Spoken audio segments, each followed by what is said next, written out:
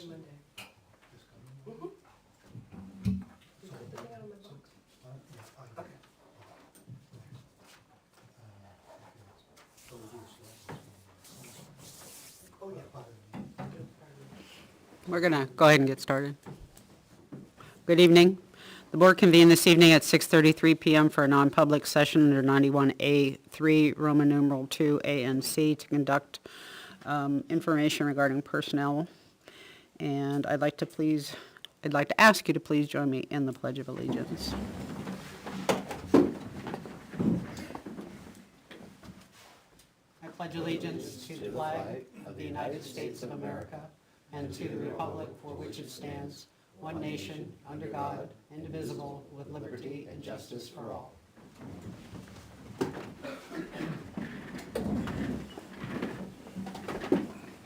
I'd like to open it up for public comment.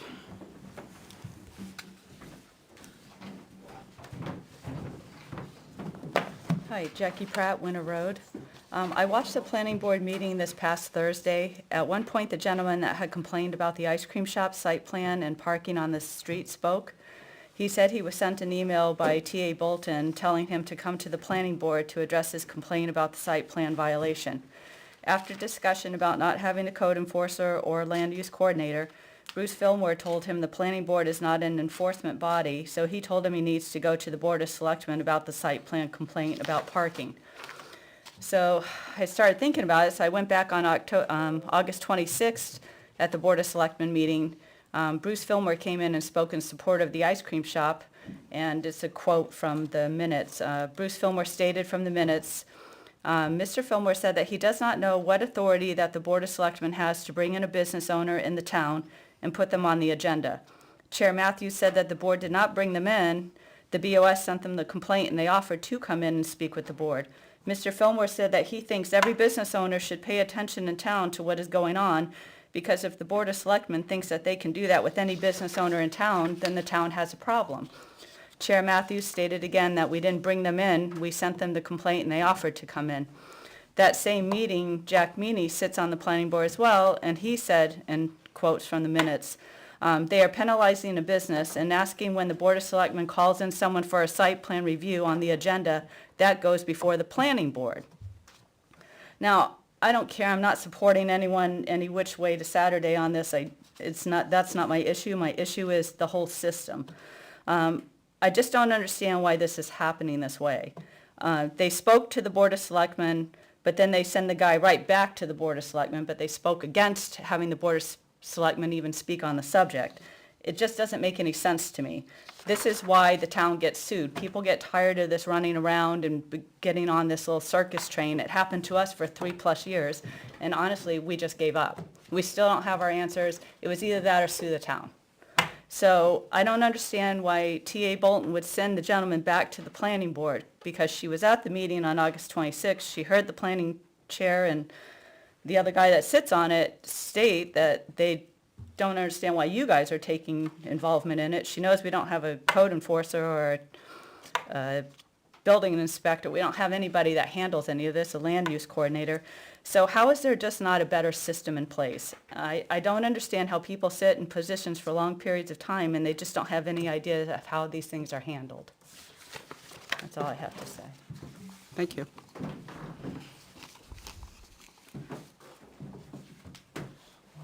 Anyone else for a public comment? Okay. All right. Next on the agenda is department head committee items. While Director Fisk is getting up, I'd like to make a motion to seal and restrict the minutes from tonight's earlier non-public session. We met under 91A3, Roman numeral 2A and C. This requires a roll call vote and 2/3 affirmative. Is there a second? Second. Okay. Selectman Drury? Yes. Selectman Bloom? Yes. Matthews, yes. Selectman Pratt? Yes. Okay. Motion passes. Those minutes are sealed and restricted. Thank you.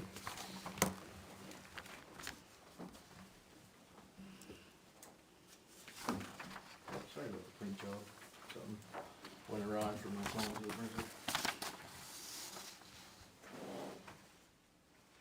You just talking about the seal? Yeah. Oh, okay. All right, the information's there. Just the header, yeah. Okay.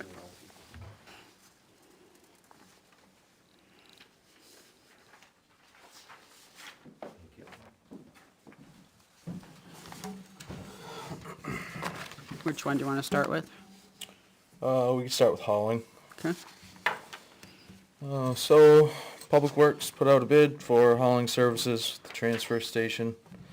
We received 2 bids. One bid from Sizemore Motors, who currently holds the contract and who has held the contract for quite some time now, and one from H2O Waste Disposals.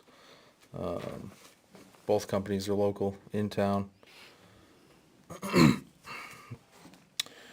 can see that the bids are pretty close. There is,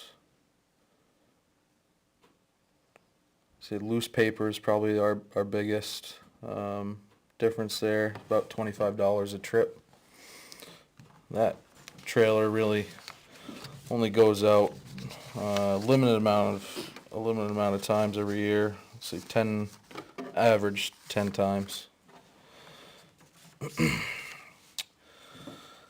So this contract is for 3 years. I would personally suggest that we go with Sizemore. They have been very good to us, especially with the turnover we've had up there with all different people and all different kind of learning curves up at the transfer station. They've handled everything for us pretty well. I don't have anything against H2O. I think if you guys do end up going with them, what I would suggest to you is probably drop this contract down to a year before we fully commit to something. Is that just because you don't have history? Yeah. Yeah. The company did just get bought out from what I understand. I'm not too sure how that whole process is going on their end. I did speak with representatives from both companies. H2O says that they do haul their own trash out of their facility. I can't confirm or deny that, but there might be some new upcoming things for them in their new business adventure, but I don't know for sure. So you said about 10 times a year for paper. Could you rough estimate number of hauls for the 3 above that? About 110 for municipal trash. About 60 times for demo. And Sorry, how many? 60. Thanks. And between the two recyclables, scrap metal and aluminum cans, about 75 trips a year. And then can you, what does wait time apply to? Wait time's gonna be almost everything. So if they show up, there's a flat tire on our trailer that nobody caught, they're gonna charge us wait time, pull the trailer over to the shop, blow the tire up. If they have a wait time, any sort of wait at the facility, there's gonna be wait time for that. The municipal trash has been pretty good for giving us wait times lately. The facility up there, they changed the way they were doing things, and I hope they go back to the way they were doing it before, because we've been seeing wait times up there in excess of what we have previously, so. Okay, I guess, could you give a rough estimate then of the number of times we get charged that fee per year? Or even like per week, and we can just multiply it? Yeah, you might get, so that's per hour, so it depends on how many hours. Sure. Do you roughly know how many hours we've got charged for? You're probably looking at maybe 10 hours a month. 10 hours a month? Yeah. So 120? And then for the fuel surcharge one, what's the distance that they're having to go? So we're going from Pennacook, Bradford, Concord, Northwood, and the paper goes to Wilmington, Mass.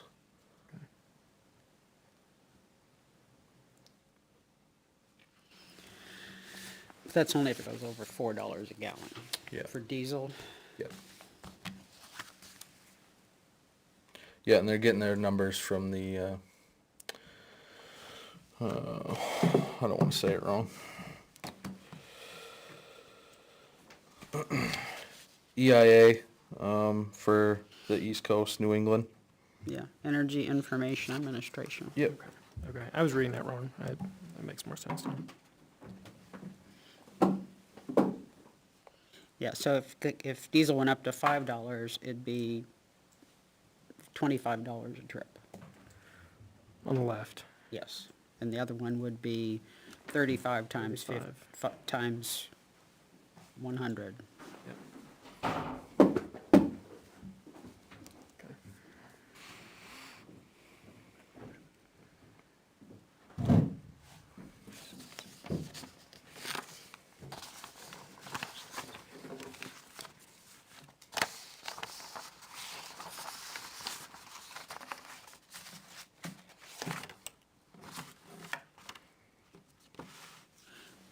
So if my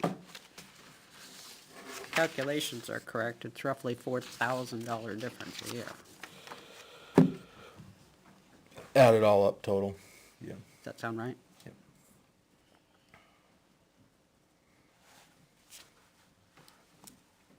Yeah.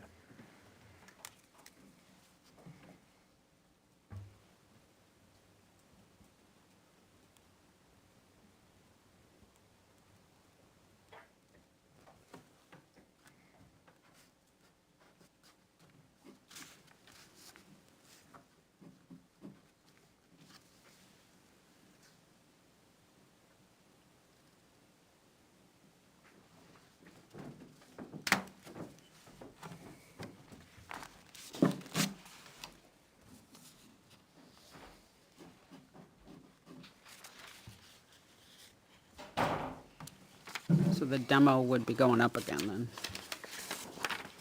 Mostly everything, actually everything's going up. No matter who we get it from, it's gonna have to Yep. go up, right? Yep. Okay. And this would go into effect when? First of next year.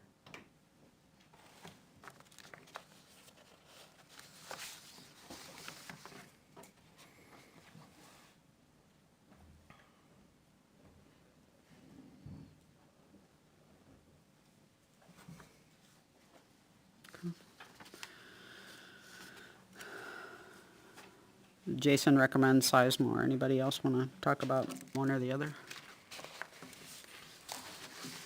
Just the last thing I'm trying to do so I came to the same about $4,000 difference, so I'm trying to do some quick Yeah, math on without- total cost. Without Did you- fuel surcharge? Sure, yep. Just trying to do the total cost of Sizemore, or East 2O, but just doing Sizemore. So then we can say, oh, it's 4,000 out of a total of, Right.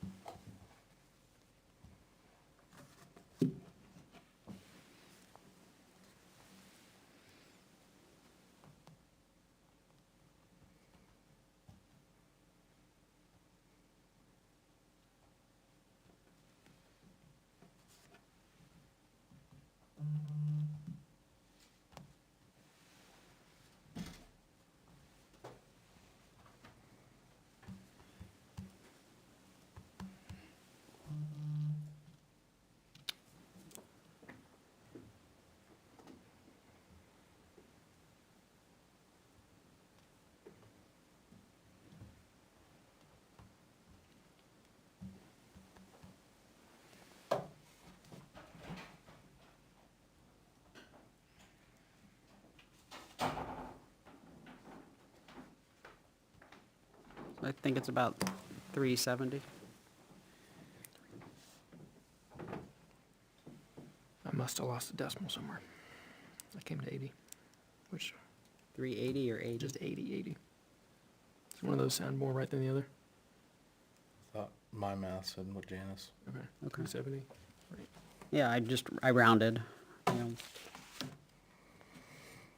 The first line was 39K, the second one was 24, third one was 30. I just picked 400 instead of, and then the other one was 6. Yeah. I didn't calculate any wait time, but Yeah, so, and the reason I wanted to go through the math was, if you say it's a 4,000 difference out of 10,000, well, that's significant. And it's maybe worth a shot trying the cheaper person, but when it's that close, yeah, it's I- 1.1%. yeah, I think it's worth, of course, taking Jason's advice generally, so that's, a plus on the Sizemore column there. There is some uncertainty with H2O, just a little bit, that we haven't used them. There may be some turnover there, so I guess, yeah, I'd propose we stick with Sizemore. And not risk upsetting, that much money, because it could balloon, could start taking extra trips, oops, and the next thing we know, we've blown through that 4,000 savings. I'm fine with that. I don't think the savings would be big enough to make the move, in my opinion. Okay. So will you be ready to present a demo price hike for January 1st, so we don't Yeah, fail behind this? so we get ahead of that.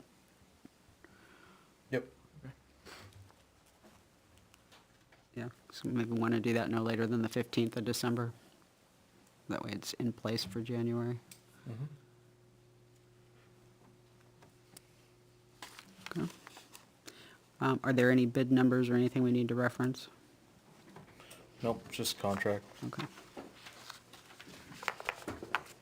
So I'll accept a motion to award hauling services to Sizemore for a period of 3 years, beginning January 1, 2025, through December 31, 2028. 7, rather. So,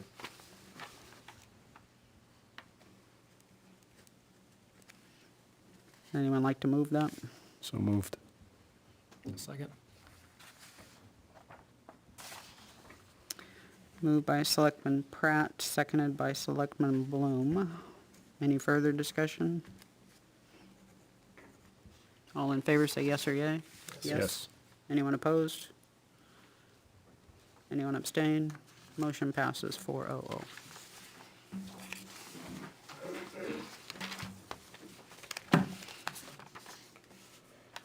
Okay, uniform services.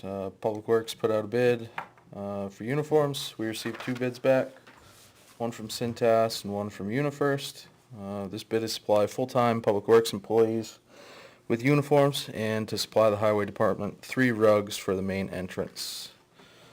UniFirst is coming in at $152 a week, with an additional cost of $3 for any new hires we might get after our initial startup.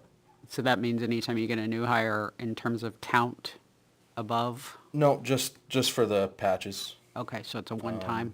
Yep, yep. Okay. And then Cintas is coming through at $235. And the service we currently use, Clean, did not bid, but we are paying right now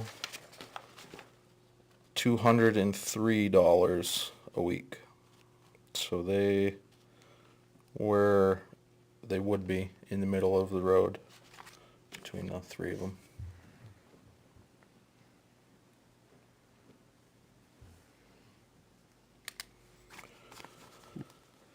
Do you know why they didn't bid? Just curious. Didn't get a response. Okay. I know they have been having issues with employees keeping help, so I'm not sure if that's a factor in it, but.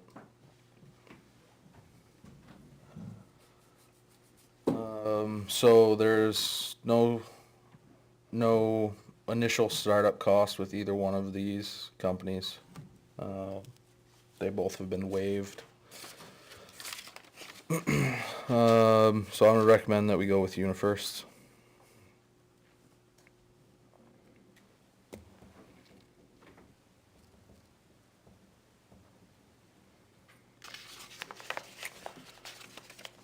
That seems reasonable. New hires make up the difference. Yeah. And this is also for 3 years? Yep, so they, pretty industry standard is a 3-year contract, and we had to give clean certified letter notice that we were going to put this out to bid, so their contract didn't automatically renew. Okay. And you've done that? Yep. Okay. So this also starts January 1? Yep.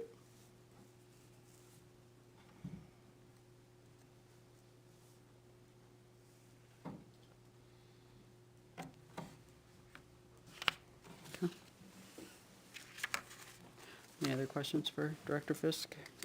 Okay. All right, I'll accept a motion to award uniform services to UniFirst for the Department of Public Works at $152.77 a week, plus $3 for any new hires for patches. So moved. Second. Moved by Selectman Drury, seconded by Selectman Bloom. Any further discussion? All those in favor say yes or yay? Yes. Yes? Yes. Anyone opposed? Anyone abstain? Motion passes 4-0. Okay.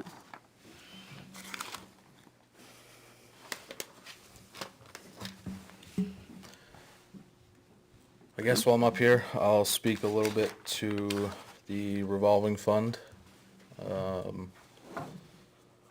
As everybody knows, a major source of issues with our revolving fund has been the demo trailer. And I'm happy to report the last 2 trailers that have gone out have been more up to par with what we'd expect the demo trailer to look like. I think that's probably as in-depth as I want to go. Okay. That's all right with you guys, unless you have anything to add. You have a plan of action to keep monitoring? Yeah, so we've been pretty closely monitoring every week, because we've been steady sending a trailer out every week. So we're definitely taking the totals of what we're getting in for money and checking just as soon as we get slips in from the vendor that we send it to. Thank you.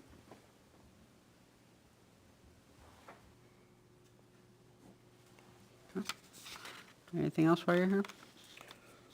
I think you were gonna maybe talk about the John Connor complaint.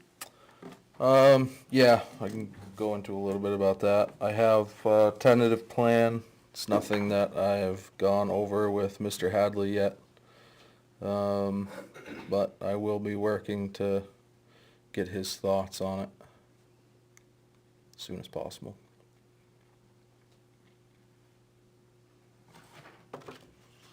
Are you gonna try and do that within the next month to start conversation with him? Yeah, I'm gonna try to get a hold of him next month.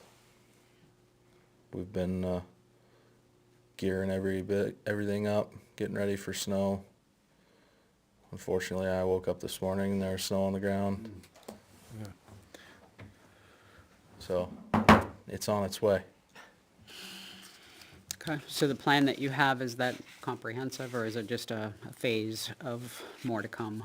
Just trying to gauge, I'm trying to Where get you're a, at. I'm trying to get a full plan together before I take anything to them. Okay. I don't wanna, you know, go half in, half out kinda deal. okay. All right, Can we plan another update for the 25th of November? Yep. Thank you.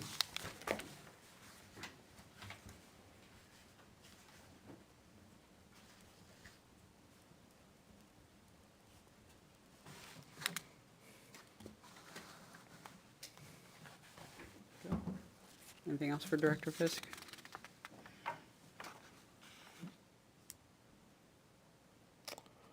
There was some talk about 30-minute parking signs. Yeah, we were just wondering if you had any from the standpoint of, for the election. We know there's gonna be a lot of people coming in and out of that parking lot, and a lot of people that are staying for the, hours on end helping out, so trying to make it as easy as possible for people to get in and vote. But, I don't have any. Okay. I can get some. They are 23, 25 each. The person I spoke to has 20 of them in stock. I can get my hands on them probably tomorrow or the next day. I just gotta know how many you want, how many we need. I spoke with Chief Moore a little bit today. He said he can get you guys an ordinance tomorrow via email to approve for next Monday night, so it can be official down there. would 20 help us out?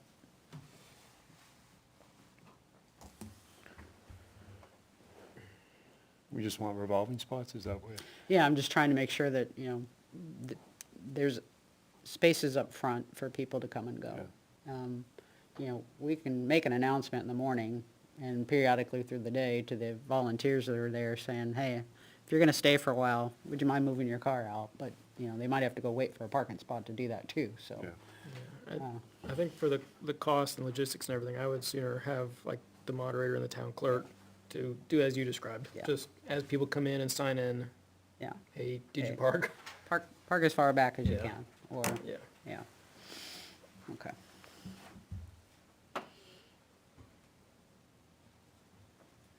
Like maybe a spray painted piece of plywood, like volunteers in the back. But, so that you're not like walking in and then having to walk right back out. Well, she's probably gonna talk to everybody between now and then too, so we can ask her to remind them. Yeah, Her okay. being, the town clerk and the moderator, because they touch base with all the volunteers, so. I would say no. No signs? No, no. Okay. Thanks for looking into it. Sure, sure. Yeah, well, I figured if you already had them, then might as well use them, but, Yeah, we don't have very many public parking spots in the town where. yeah. You never know. Sometimes people have strange things too, so, yeah. When I say that, meaning, like, you wouldn't expect, strange things, so. Anything else? No? Thank you. Appreciate you coming in tonight. Jason? Thanks. I'm assuming you're gonna get on your computer? While you're doing that, we're gonna, continue with department heads. Last week, we talked to, I believe, 5 gentlemen from the fire department. As we've been discussing over several meetings over the past few months, in 2023, we had warrant article number 20, where the town voted to dissolve the Board of Fire Wards, and move the fire department under the direction of the Board of Selectmen. And that warrant article referenced RSA 154-1IB, or 1B, which states the governing body, not the fire chief, has responsibility for hiring decisions. On September 20th, TA Bolton, at our direction, provided Chief Rorick notification that he was outside that process, and last week, I believe we met with the balance of the staff appointed during the period in which he thought he was operating under paragraph A. So to ensure there's not a liability for town for prior actions, this board has been administratively affirming those hires. So we had 5 we talked to last week. Before I put forward a motion, does anybody else want to add anything? Nothing to Maybe add. just, in particular, appreciate, Mr. Hippler coming in, holding our feet to the fire on that. Yeah, a lot of people have historical knowledge that you don't have when you haven't been sitting up here for a while, so appreciate all the comments that people bring to us. It's very helpful. So I'll accept a motion to reaffirm hiring of the following personnel. I'd like to recommend we do all 5 at once. That would be Adam Baker, on-call firefighter EMT at a rate of $25 with the start date of 6/11/24. Juan Luke Mill, full-time firefighter EMT at a rate of $23.40 with the start date of July 5th, 2024. Rick Belanger, on-call firefighter EMT for $25 an hour on July 25th, 2024. Matt Lamont, on-call, $25 October 1st, 2024. And Tyler Adams, also on-call firefighter at $25 from 10/18/2024. Standard probationary period would apply. Anyone like to move that? So moved. Second. Moved by Selectman Pratt, seconded by Selectman Bloom. Any further discussion? All in favor say yes or yay. Yes. Yes. Anyone opposed? Anyone abstain? Okay, motion passes 4-0-0. I'd also like to ask you all if we could bring in Chief Rourke to discuss the expected process for potential hires. We've just heard that 2 of those hires were presented after his notification on September 20th, so I can only assume that we did not adequately convey our expectations, and I wish to do that before this goes any further. I agree. Agreed. Okay, so can we get Chief on the docket sometime soon? He does, yeah, the next week. Great. Okay. All right, we're ready for you. Thank you. Okay, gonna start with just the third quarter financial statement update. It's the same that you've seen for the last 3 quarters, with the operating budget, was approved at, plus, 1.1 million going to capital reserves and 189,000 for capital improvements, so our budget for '24 was $9,844,448. Again, 86% of that was the operating budget, and then 12% to the capital reserve funds, 2% to capital improvements. You know how I break up a budget by 4 categories. For the town, most of our budget is for payroll, obviously, because that's what we do, we provide service. Non-discretionary items make up the other part of 20%, contracts at 11%, and discretionary items is a 6%. So the payroll forecasted, the approved budget for payroll was $5,313,000. I'm forecasting $4,892,000, so that leaves $421,082 surplus due to vacancies. And that's through the end of the year Correct. forecasted? This is if every position was filled October 1st, because this was September 31st or September 30th. Okay. But Financial statements? The 482 is through the end of the year? Correct. Okay. Correct, if everything was filled. Or So as 4892, sorry. we continue on with vacancies, that number will increase. Contracts, we had 971,000 approved. I forecasted we're gonna spend 977. Most of that is the auditor's contract was increased, Capital Area Mutual increased, hauling, the wait times, we just discussed that, that was high. And some items went down, highway uniforms because of vacancies, and the custodial services for the town hall, because that opened late this year. Discretionary items, 515,000 was approved. I expect that we will spend about 539,000, so that's 23,000 above approved. Most of that's going to be in your legal fees for the municipal side of it. Legal for ZBA and planning went down. Building maintenance, all departments, it's high. Highway introduced CDL licenses, so that's a plus. Highway advertising for vacancies increased, and police computer equipment increased this year. Non-discretionary items, we received a $1.70 million budget. I forecast we're gonna use about 1.72. And that's because mostly property liability insurance, workers' comp, and unemployment. Software support did go up. Vehicle fuel, way down, we'll discuss that later tonight, and road salt and sand was also decreased. So with the 421,000 surplus in payroll, we need another 6,000 to cover the contracts, we need another 24 to cover the discretionary items, and another 24 to cover the non-discretionary. So far, it looks like we're gonna have a surplus of 367,364.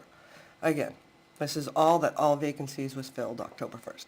So every day after October 1st, payroll surplus will go up unless it's a mandatory department, that has to be covered by overtime. So right now, the only concern we have still is vacancies. Highway's done great, fire department's done spectacular. Main concern right now is this building. So, any questions on the third quarter? Are I'm there optimistic. any particular line items that require attention? No, the department heads are great. You just tell them to keep an eye on something and they stick right to it. Okay. Police vehicle repair is over. He knows that. It's not the maintenance line, it's the repair line. That's really the only one that's beacon flashing. And then overtime in those mandatory departments, but they're still gonna come in under budget overall. Okay. Any questions for Beth? None. Okay. And the first thing I'd like to do tonight is to set the fuel rate. It's one of the things all the Board of Selectmen have wanted to do in the past.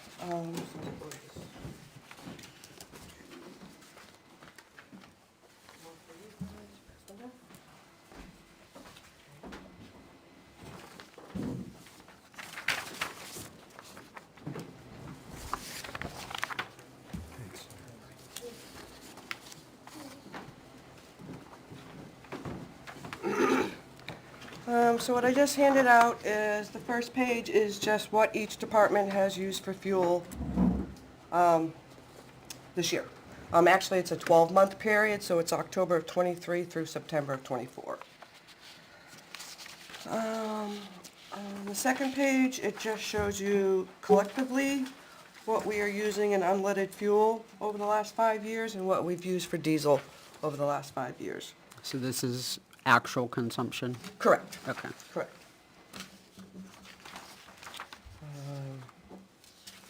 Yes, the one thing you'll see, let me get that, so people at home know what I'm talking about. So you can see unleaded, the usage increased in 2024. Most of that is in the police department due to all the Eversource details. But I believe he has an agreement that part of the detail administration cost will come back to offset the fuel. He came before you, I think you guys approved like 2,000 from the fund to offset fuel. Maintenance to the vehicles. He does not expect that many details next year. So this year he's used 11,000 gallons of unleaded. Next year he says he'll be comfortable with 8,500 budgeted. And that's on page 3? Yep. So that's where we are today, looking for. So again, this also comes from EIA, the Petroleum Products expected fuel prices for 2025. If you look at retail gasoline, they are estimating $3.20 for 2025. And for diesel, they're estimating $3.50. We are exempt from New Hampshire gas tax, and we're also exempt from the federal gas tax. So if you look at the top of that page, this is page 3, the New Hampshire gas tax is almost 24 cents a gallon. The federal gas tax for unleaded is 18 cents a gallon, so that's about 42 cents a gallon that we are exempt from unleaded. For diesel, New Hampshire gas tax is 24 cents a gallon, and the federal gas tax is also 24 cents. So And- we are exempt from 48 cents. Where did you pull the 320 and the 350 from? Again, that's EIA's. This little chart was, I just inserted it from, Because I pulled this morning, it said 322 and 355. oh, okay.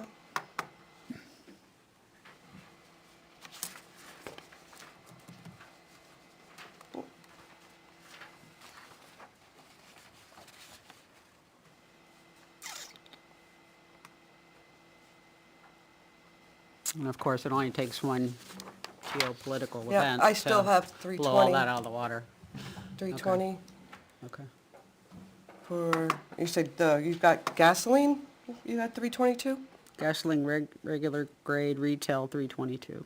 Oh, okay, well, went down back to 320 today.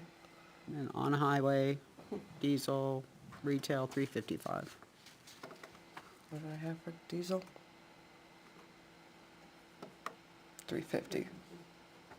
I mean, if you're comfortable increasing it, this is No, I'm the, just for discussion. yeah, Yeah, yep. It does have the note saying Yeah. that this table, the values are rounded and may not match. okay. Okay. So at the bottom of that page, the 2025 is the proposed gallons that we're gonna buy. I obviously am going to possibly change the price and the price per gallon based on what your recommendations are tonight. The 2023 budget, which is the last budget that we received, last year was a default. So this is the price that's in our budget now, because we got a default budget. So we're still looking at $4.50 per gallon for unleaded and $6 for diesel.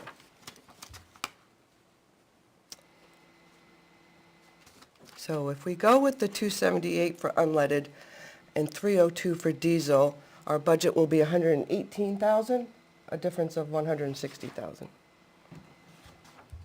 But I don't know if you're comfortable reducing unleaded and diesel that much.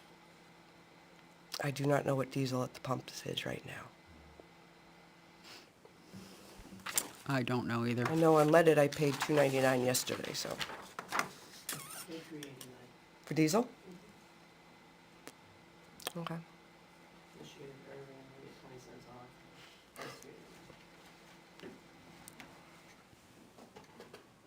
Yeah, it looks like So they're I don't know if you projecting wanna- diesel's about 364 for the fourth quarter average, 364.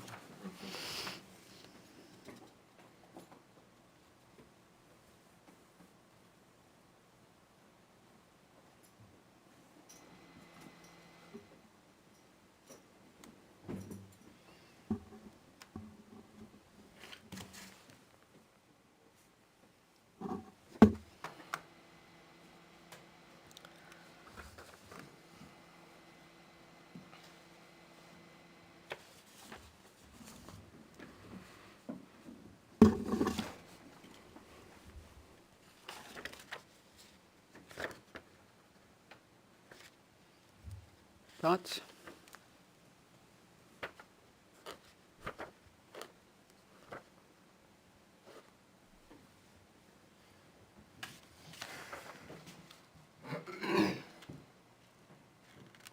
I suppose it's somewhat a digression from actually setting it, but because we got a default budget and because we then got so much more money than we actually had to pay, I know some folks have come up before saying, hey, you should be certainly giving back money that would have gone to payroll that wasn't filled, and that seems like another one that that's money we should not be spending. So is that money that we have to give back, or have we already spent that money on something else?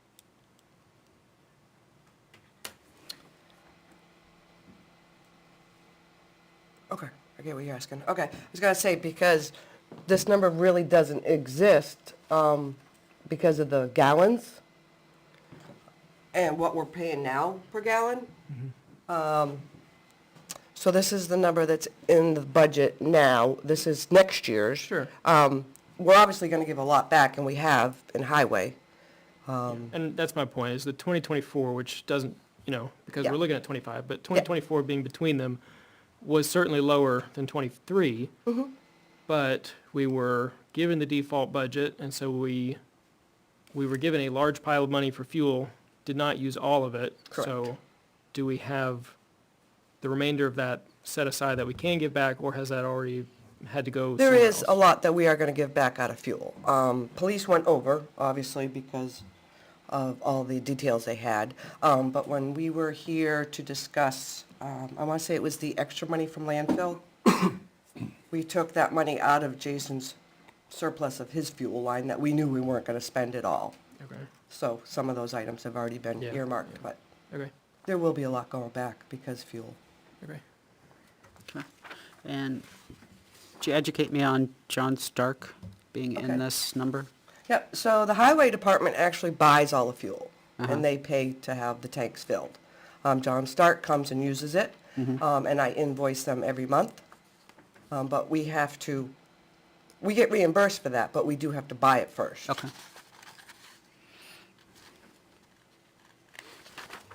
And you asked them for how much estimate as far as the usage as well? Yeah, well, based on what they've done Okay. over the 12-month period. And my spreadsheet goes back every year to the year I started here, so I know what these guys have used every year for the last 10 years.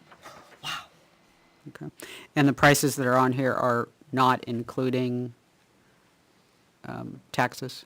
Correct. Okay, Correct. so the September 2024 being at $3.33 is not taxed? Correct. That is what we paid.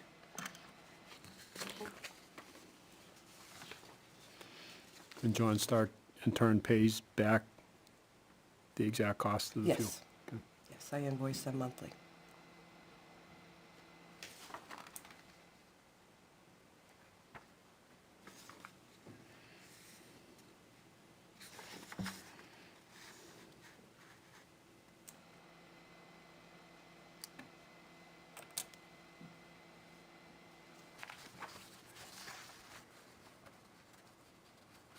And Chief Moore is comfortable going from 1,100 miles to 8,500 because Yeah, of I actually had it special higher. details? I had it higher. I had it at almost, I think I had it at 9,500. He's like, oh no, we won't have those details next year, so. Okay.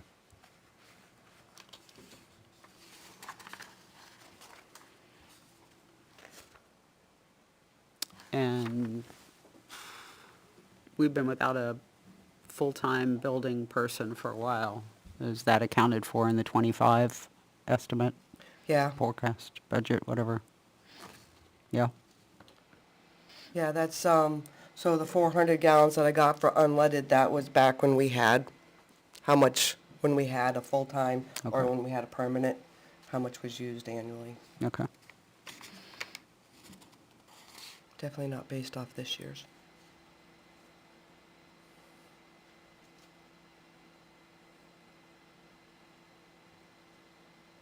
So we had that at 500 in 2023, we're gonna go down to 400 for that? Yes. For- We're comfortable with that?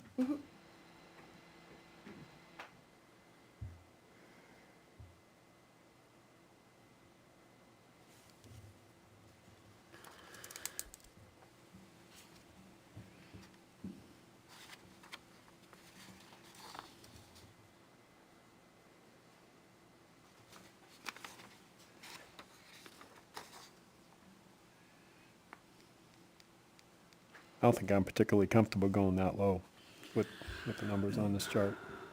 278 and 302. Well, we're currently paying for unleaded $3.33, so I can't see it going down that much between now and January. No.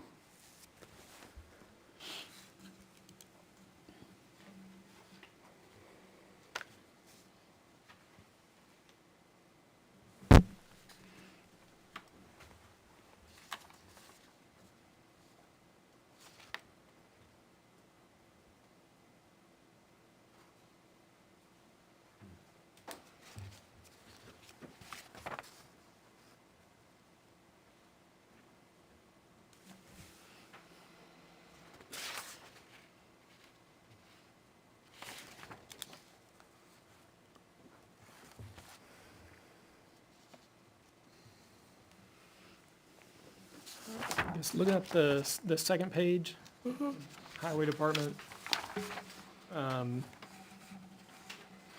So like September 2024, it says diesel, 2,874 gallons, unit price, 271.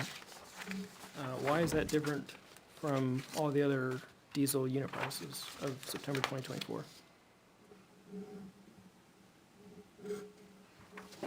Is that the only one that's off? Yeah, that's the only one that's off.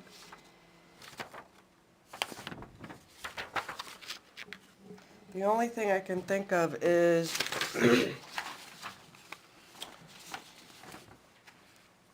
when I was doing the monthly fuel, the last time we purchased diesel, it was at $2.94, but then probably early October, we got the September bill. And so then I put it in at what we actually paid for it. Okay. That's the only thing I can think of. So it may be the fire department and the transfer station that should be updated? Those should maybe be 271?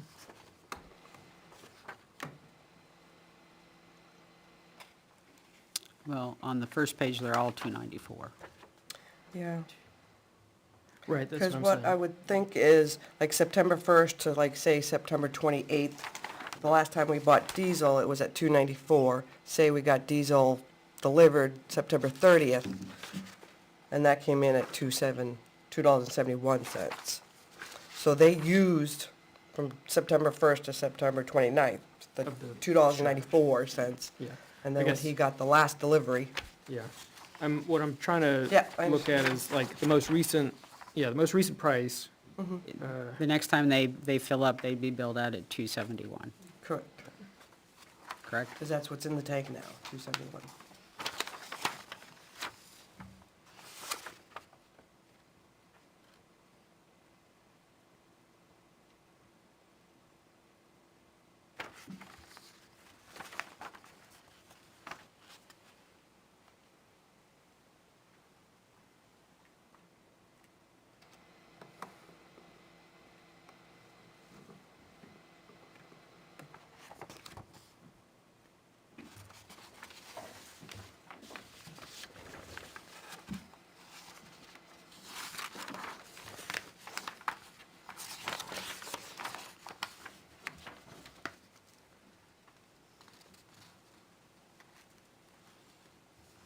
So would you be more comfortable at bringing the unleaded up from $2.78? It sounded like you were uneasy with that number. I would think 50 cents on each of them, Okay. 325 and 350. Yeah, I was gonna propose very similar, like basically go with the pre-tax numbers. Yeah.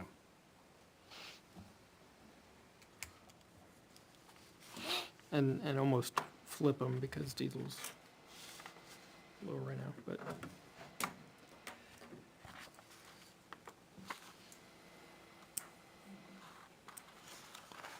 Guess, yeah, diesel usage is a bit higher. Not quite that high, I was thinking 25 cents, but better safer than sorry. You're looking at 30,000 gallons of diesel. So a quarter of a gallon, or Yeah, a and- gallon's a lot. Mistaken, 22, we came up short on forecast, right? For 22? Yeah. We were under toward the end of the year. We were paying more than we had budgeted. Yes. 22 a default year?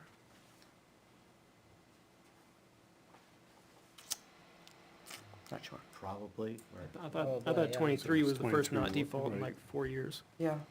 And so you would have been paying 2018 gas prices. Well, then that's probably why, okay.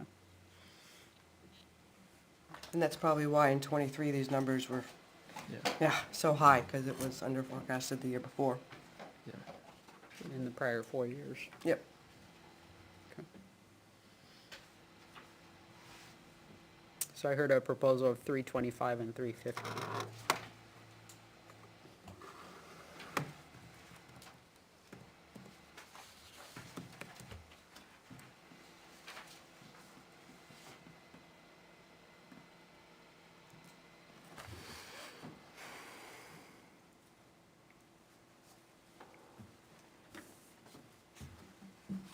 It seems backwards to me. It seems the diesel too low, the unleaded too high, based on where we are right now. Yep.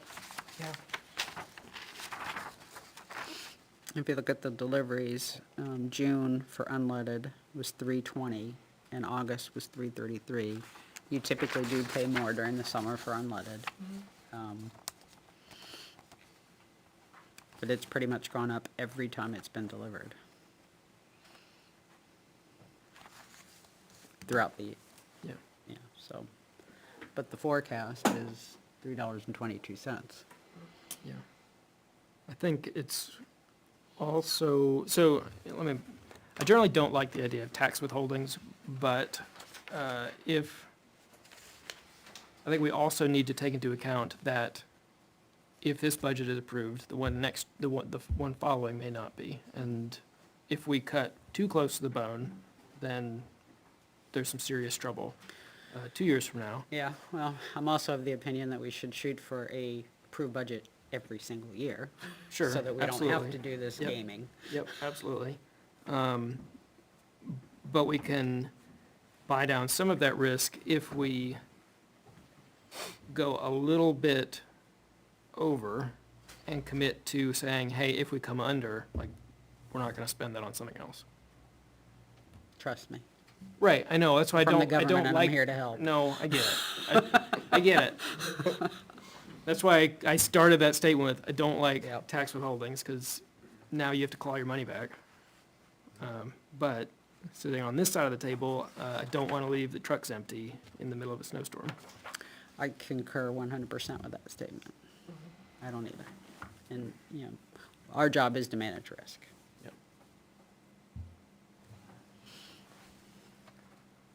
Part of our job anyway is to manage risk. So, given all that, I think I would propose three, where my numbers go? Oh, this side.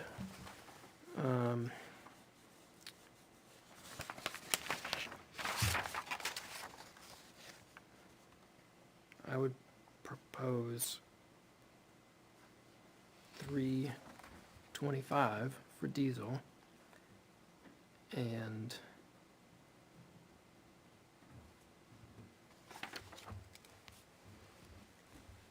yeah, I think I was gonna say 350 for unleaded.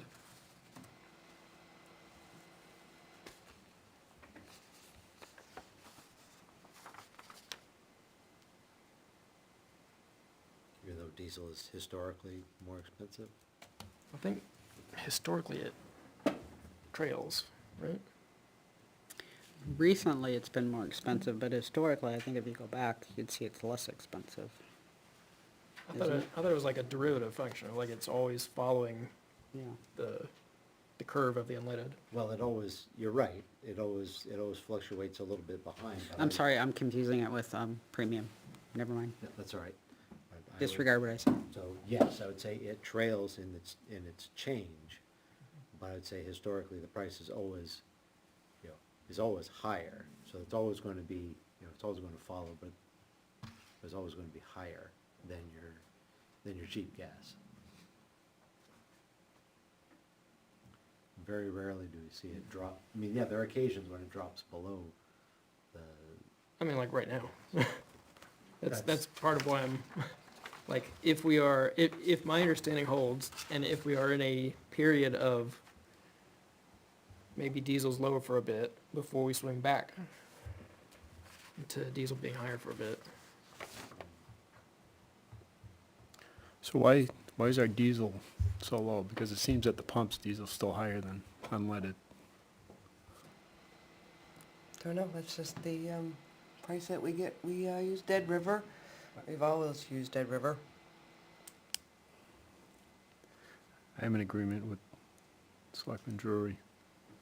I think I think it's more of a risk if we dip that diesel cost down. I think that will spike quicker than the unleaded will. Well, that's why I put diesel, wait, did I mess it up?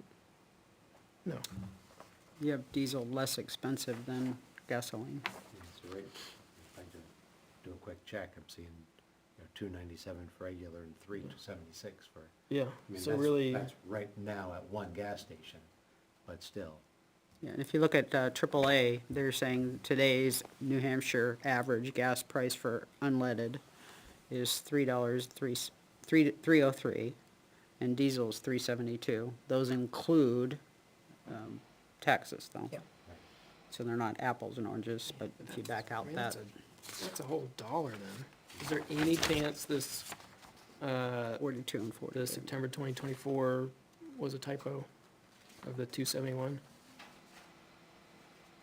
Not saying it's Yeah. not possible. I could run upstairs. Because I have the same question as Selectman Pratt of, how did that get so low? And really, is that gonna burn us again? No, or are it's we- not a typo. It was 271. I keep it right on my desktop. Not complaining. Just curious. Yeah. Can we buy a bunch? Do we have any tanks? Go Buy- fill a fire truck? Buy extra With tanks diesel? today. Your regular gas is a little more volatile in its pricing because there's just significantly more demand for it. I think that would reduce volatility. Is, I think it's just, well, not, I guess, strictly demand. I don't know. the supply and demand for Right. gas is higher than the supply and the demand for diesel.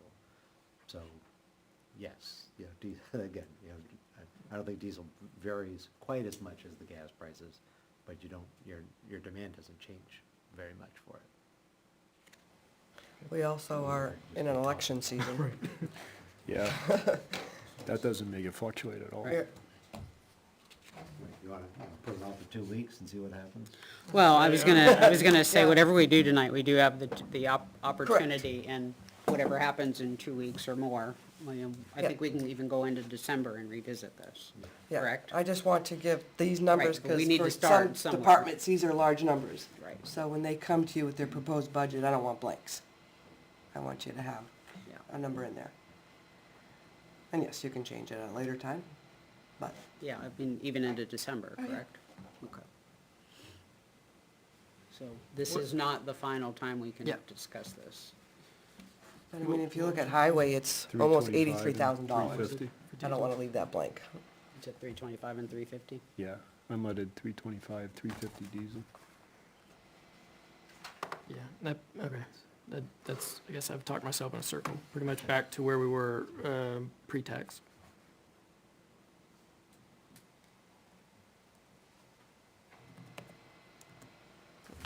Okay. I think those are decent, what we know today, and if we learn something in the next few weeks that makes us change our mind, then we can Yep. certainly update that. I'll keep an eye at the monthly rate, and if it changes drastically, we can come back. So 325 unleaded, 350 diesel. Diesel falls a lot closer to home heating fuel, because you can put, Mm-hmm. you can put home heating fuel or diesel. So it goes up, everyone's priming their furnace when it goes out. Okay.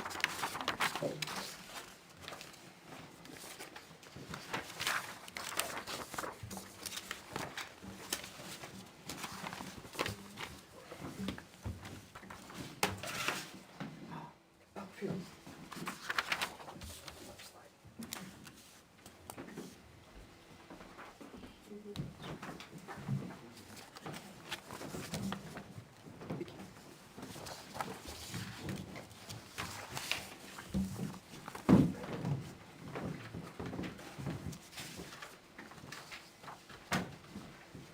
Okay, so we're starting 2025's budget. We're starting with the default budget. So we'll just go down to the summary. I like to do this just so you can see where the numbers came from. When we went to vote last March, the voters approved an $8,240,774 operating budget. They also approved warrant article number 7, which was the police collective bargaining agreement. And in that warrant article, it says, this is what it's gonna cost this year, and then there's also a cost for next year as well. Warrant Article 8 had the same verbiage. There's a pay increase for non-union employees, and in 2025, you'll expect this to be added to your operating budget as well. Warrant Article 9, same verbiage, pay increase for the highway employees. And then Warrant Article 15 also disclosed what it was gonna cost to have a full-time building inspector in 2025. So if we take the $8,503,982 that the voters approved, and then added those 4 additional warrant articles, it comes up with $8,648,810. So when the voters left the booths last March, they knew that 25's budget was going to be $8,648,810. Now, what have we done to change the default budget since that? We had a decrease in our debt service of $13,226. Unfortunately, we got sticker shocked last week with an increase in our health insurance premiums of 22%. I've never seen it that high. The highest it's been in the last 10 years is 15%. Usually it's about 12, 10. It increased 22%. So there were some tears upstairs last week. A change in health insurance plans. We lost a lot of employees that were younger, single, and we got experienced employees now. Changes in plans, family plans, 2-person plans. We had an increase in contracts. It's a small $300 increase for the photocopiers in this building. Decrease in elections because there's not 4 elections next year. There's only going to be the 1. And then we have an employee retiring, so we were required to do a payout accrual. Okay. So with that being said... We've had no positions eliminated, correct? I'm sorry, what? We've had no positions eliminated that should be taken out of payroll? Correct. No positions eliminated. So we're looking at an $8,913,010 default budget. The next 8 pages go into detail on where that money came from. I put in the notes so it's easy for you to follow why the increase was there. Warrant articles that were approved. The 22% increase in health insurance. Sorry, blows my mind. Nothing really jumped out except for that health insurance that caused the default to increase so much.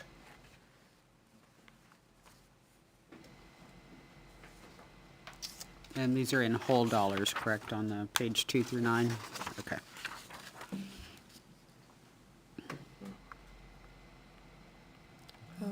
So you look at the summary, I mean, general government went up about 6%. Most of that is due to the insurance and then the retiree. Our insurances, account number 4196, no change because it's default. Police department had an increase of $112,000. That's mostly due to the collective bargaining agreement and again, health insurance premiums. Fire department, that is the department that lost a lot of their single individuals and hired experienced family people, I guess. So that was mostly health insurance premiums, change of plans. Code enforcement, large increase due to the full-time status. Yeah. Highway had a $52,000 increase. Again, they had the warrant article 8 and 9, plus insurance premiums. Yeah. It's sticker shock, so. And our current tax rate is what? Current tax rate. Okay. So our 2023 tax rate for the town portion is $3.76, but that does include all warrant articles. This is just your operating budget. Okay.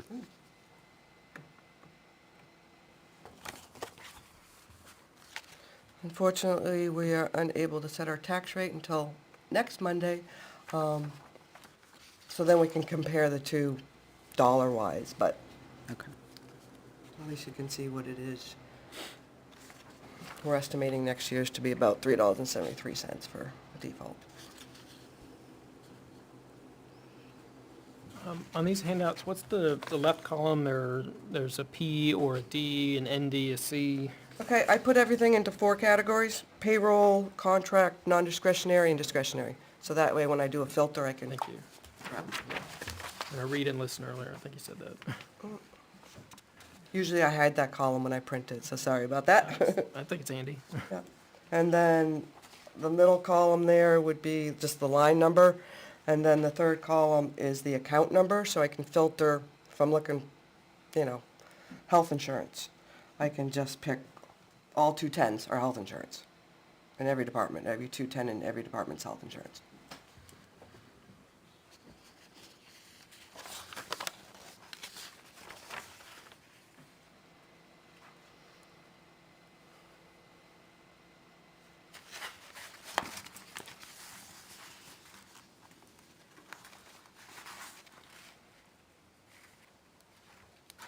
So I know it's a lot. I mean, our default is increasing our budget by almost 5% alone.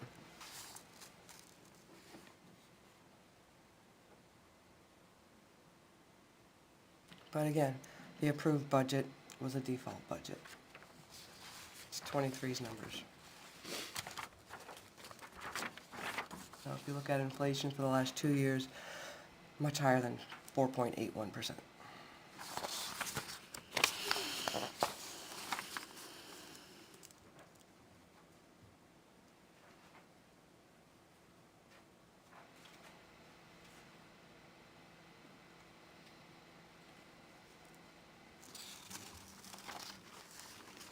Any questions? So again, that 22% increase, it's not just a straight increase. That includes additions to the health plans. So people who opted to take the insurance rather than buy out. Well, so the 22% increase is those that have the plans. All the plans, single plan, 2-person plan, family plan, those plans increased by 22%. Okay. And then I also added a line for those that went from, like, it was a Additional single, cost. now it's a family plan. Okay. So you can see what the 22% did to us, and then what it's, change in plans. We have a lot of vacancies, so a lot of vacancies, I budget vacancies as a family plan. Good news is, not good news, but possibility for them to come in. But I'd rather, Well, I mean, majority of adults, yes. I wanna,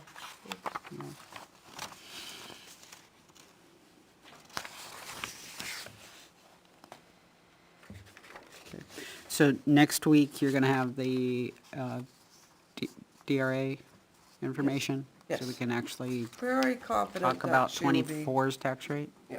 Okay.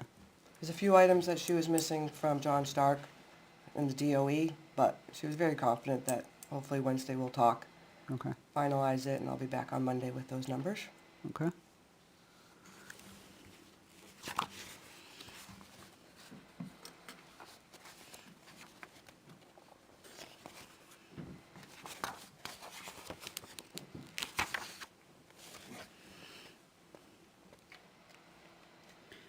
And we also have Chief Moore coming back on Monday to talk about ARPA, so can you plan on staying for that part of the conversation too? I will, yep. And he'll be here for his budget, I'll be here for that as well, Okay. in case you have any questions.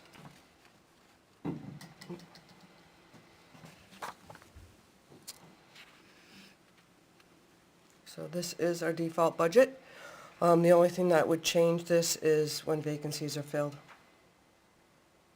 I can't see changing this for any other reason at this point. The salary wouldn't change, would it just be adjusting what you have down for health insurance or Just health insurance. FICA or anything like that? Yep. Okay. Yeah, I can't think of anything that would change it except for, Okay. I mean, maybe if someone came in less skilled than what's budgeted, Right, they might move them down a step. That might change it, but okay. they're all at starting pays. What are you attributing to the increase in revenue? Oh, revenues has just been, we've been raising money in here, collecting money, I'm sorry, not raising, collecting money. Vehicle registrations increased a lot this year. Believe it or not, building department is really busy. Interest is phenomenal, the interest that we've received at the bank on the general fund. It's almost $300,000 Yeah. for that, Do I have my revenues up? 230 or something, no. 270.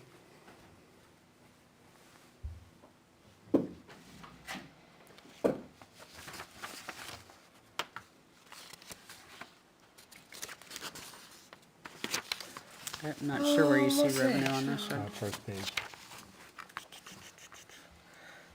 First page, right at the bottom, less estimated revenue. In the middle, the white. Oh, okay, thank you.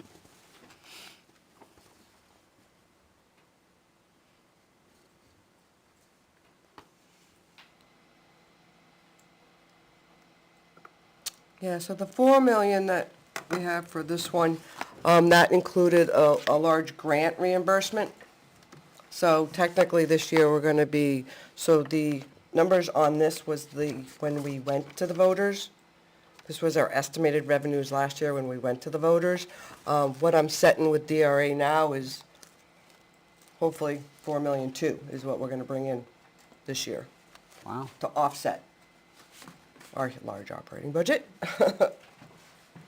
For 24 or for 25? Yeah, this is gonna be 24. 24, Yeah, okay. when I go to speak to DRA, just waiting for them to call.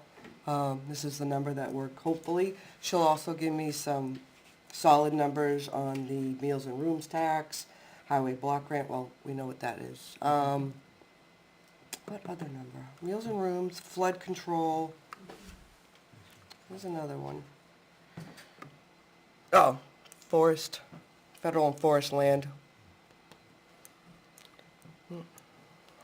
So that estimated revenues on this one is the number that went to the voters in the warrant article. But it's actually gonna be 4 million. Yeah, but the 4 million that we have in the 2025, that you're. Yeah, it's actually a little lower because of, the police department had a large grant reimbursement. It was a Okay. one-time. Yep. So, yeah, we're looking at about 100,000 less than this year, but that's because of that grant. Yeah. Well, guess it makes it a little easier to look at, but Yeah, there's a lot of numbers.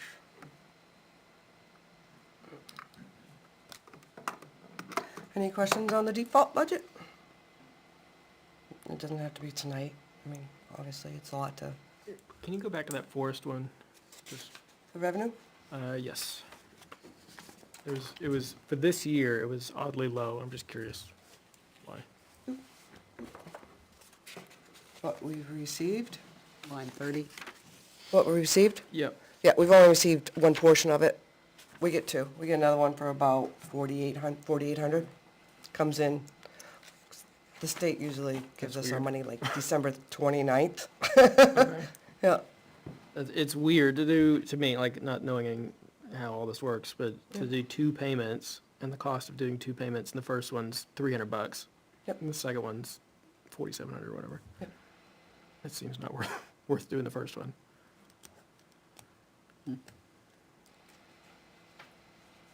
trying to think, is it Vincent? Trying to think of the two state ones. Is it Vincent and Clough, right?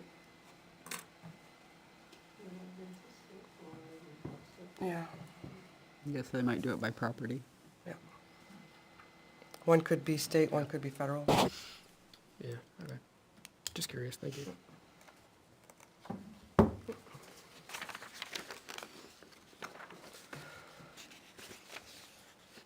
Any questions tonight? do we have a copy of the revenue? Have we, do No, you but I send can that send to you us? one. That's in the financials. Yeah, I give you the quarterly, when I do send you your quarterly reports. That would It's be in nice. there. Thank you. Yep. I didn't print it out, so. Okay.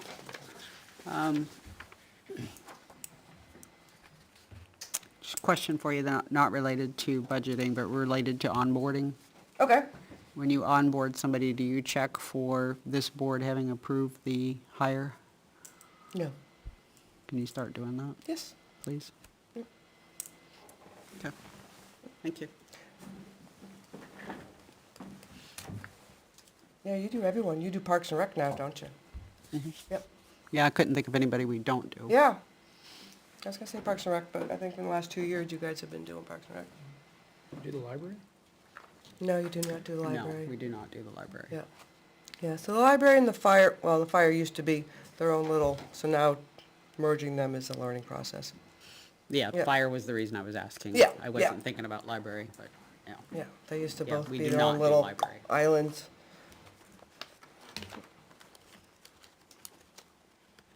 Anything Yeah, else 'cause for I Beth? usually take your motions after you hire someone and print them out, and throw them in their personnel file.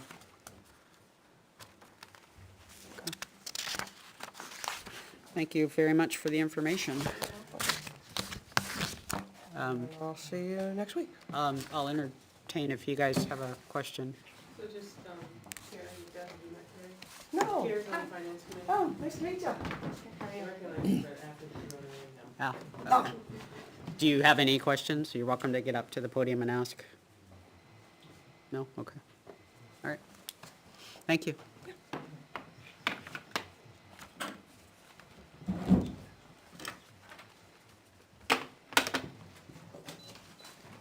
Again, it's just, you know, I'm not on finance, so Oh, okay. I give her these papers. Okay, thank you. Appreciate you telling me that. Yeah. I think that brings us to the engineering RFP, correct? All right. So last week, we opened the bids. We received 3 and distributed copies to the select board members to read and review. And we also asked Town Administrator Bolton to reference check in parallel. So would you like to give us an update on references? So in those packages, you notice that, CMA provided you with 6 references, Gale provided you with 6. Each Nordstrom gave you 4, 7. I reached out to all of them. I did a couple of emails returned undeliverable for some reason. I got a office reply till October 31st, and I heard from 1 of the CMA and 2 from Gale, and none yet from each Nordstrom. Okay. So I mean, sure they're all gonna be stellar, but at the same time, we need to do our due diligence. Yeah, I agree. I mean, I can gladly follow up again, in next week, Okay. if you wanna, like, I'm sure you guys all took the time to pick up the package. Yeah. I only have a very small scale. Okay. I think that is an important piece of the decision-making process. But I think we can go ahead and discuss some things tonight if you guys are willing to do that. And then we can pick up next week after we get the references. Okay. So I guess first and foremost, any clarifying questions that we need to send back to any of the 3 companies? Well, my observation, Gail was the only one that answered everything on the, from the RFP. And the others had well, CMA had a few things missing, especially the insurance. It said upon request. I was pretty sure we requested it in the RFP. I'm pretty sure we did. And I think Keach had even less than what CMA had, so. Yeah, I thought I remembered it the other way around, but I could be wrong. I thought Keach had more than CMA did, but I didn't make notes like you did. Quite a few not Yeah. addressed on here, Okay. but anyway.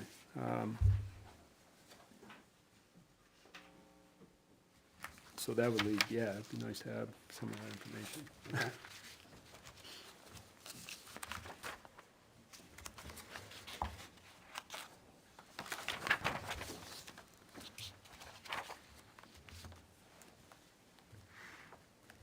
I mean, some of that was criminal background check and bankruptcy question. Have they been disqualified or terminated by any public agency or town? I'm pretty sure I read that in Keach's. I could have missed it. Or it just didn't pop out at me. Yeah, it's not as neatly tabbed as, Dale's was, Yeah. everything, here's the question. yeah. Here's the answer.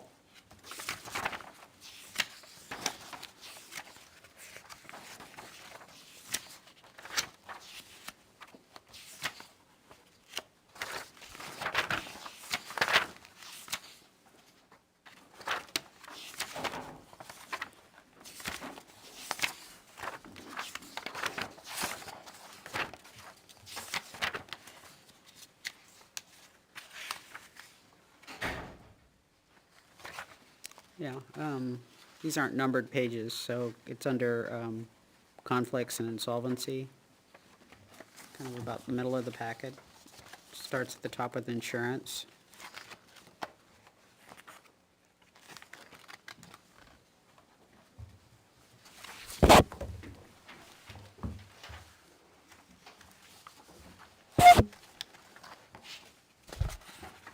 Not quite in the middle of the package. I think it's probably farther than that. Toward the middle. Further on this one. It's after all of the town information.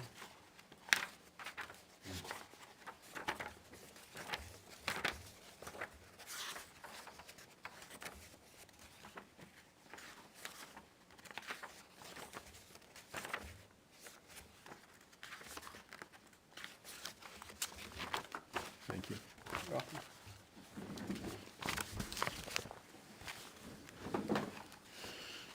I'd say a couple of things with Keach, and maybe one of them is a question, if we decide so. Throughout, they really emphasized how Mr. Keach is still very, very involved. Mm-hmm. But I'm trying to find a date. I mean, he was one of the founders Mm-hmm. from the 90s, if not the 80s. About 94, maybe. 94, yep. And so, yeah, one question I had was, what is their plan for when he is no longer with the company? You know, maybe he plans on working for another 30 years, but it kind of seems like roughly that time period of, I've done something very successfully, maybe it's time to go play golf, whatever. Some people never do that. Yeah, yeah, but Yeah, some Not people say, necessarily a if you know, red if you love flag, what you do, but- you never work in a day, and then just keep Sure. doing it forever. and that may be so- the answer, is, yeah. no, gonna do this forever. That said, by the same token of very involved for the reasons of, consistency and whatnot, I'm not finding the specific language, I do think it was odd that they never specifically said, hey, don't forget, you guys use this today, until you hit the list of, like, all their current clients, and we just happen to be in there. Just, I suppose it was a little impersonal. I contrast that with, like, the bridge bids. I don't remember which company, but, they said, we are very familiar because we've been through this process. We did the designs in where for bridges X and Y. And that's compelling. How interactive are we with them, though? Is it just periodic, Sure. or is it not enough to say, hey, we know you? I That'd got be the my- impression that they knew what we were looking for. Yeah. Did it come out and say that explicitly? No. Other than, it did say, we work for the town of Ware. I'm not sure if I answered your question or No, not. I'm saying, maybe they feel they don't do enough work for us to say, hey, we're in with the town, or we do work for you guys already. Yeah, But and I maybe guess maybe cynically, it's that if you're trying to get a leg up against competitive bids, Yeah. you should probably be saying, Yeah. hey, don't forget, Okay. wouldn't continuity be great? Do some name dropping. Yeah. But on the merit alone, I thought, well, Gail's package was, It was beautiful, stellar, pretty, yeah. outstanding. Everything was well in order. But there's also a price for that, too. Yes. There's a price for it, and There's a price there. they also, I'll just tell you, my one concern with Gail was the fact that they have listed 3 Yes. actions, claims, suits. So I'm very interested to hear what the reference checks say. But also their exposure is probably bigger, too. Yeah, and majority of their work seems to be not in New Hampshire. Right. It seems to be in from Mass. Massachusetts and Maine. So are they trying to break into this area? Yeah, it sounds like they have a footing. Yeah. Yeah. This is the one with the Bedford office, right? It Yes, sounds they like have a that had been Bedford there. Yeah, I got the impression it had been there for quite a while. but as far as maybe expanding what they're doing in New Hampshire, Okay. that's maybe break into is a wrong choice of words. Right. Expanding. I mean, in terms of my view, Gail was probably number 1, K&A was number 2, CMA was number 3. I think CMA, one thing that kind of threw me was in their cover letter, it's their date that they started, I think they said 1988, and then everything else says 1998, or the other way around. So I just thought that was kind of odd, but maybe it's true, maybe it's a typo, I have no idea. Yeah, it could be somebody's personal history versus the company history too. Right. And then also sitting in your head is the increase from the landfill. Yes. Yeah. So I guess I'm a little biased when I'm looking at it, but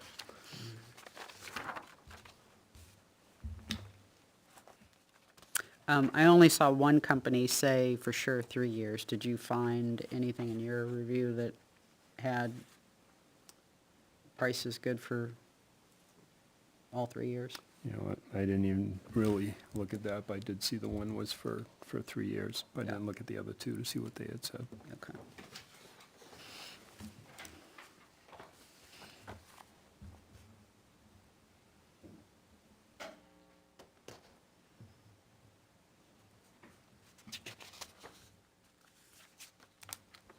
The Gale one was 6 months and subject to revisions at 6-month intervals. Okay.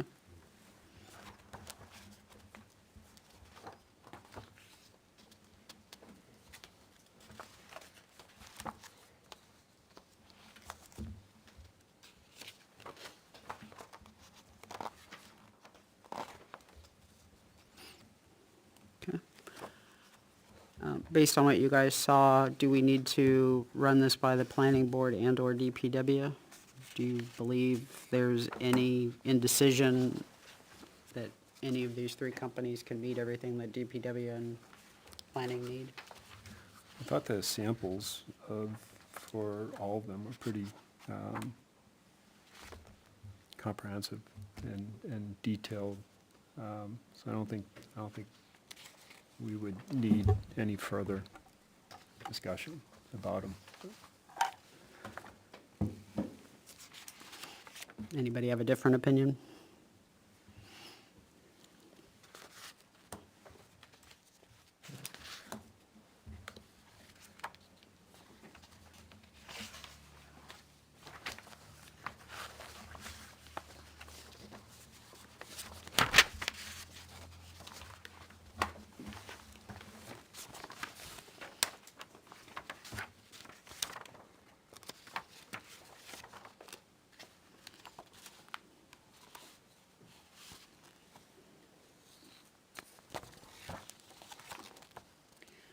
Yeah, I don't think CMA was good for 3 years either. They have a note in their rate structure that says any change in rates in future years would be based on inflationary costs based on the Boston Consumer Price Index.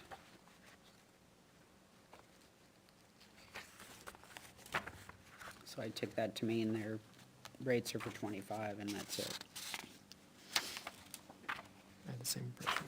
I was looking for language that said, you know, for 3 years and then years beyond that, but no. Future years. Right. So. It did state in the intro that they knew we were looking for a 3-year, so.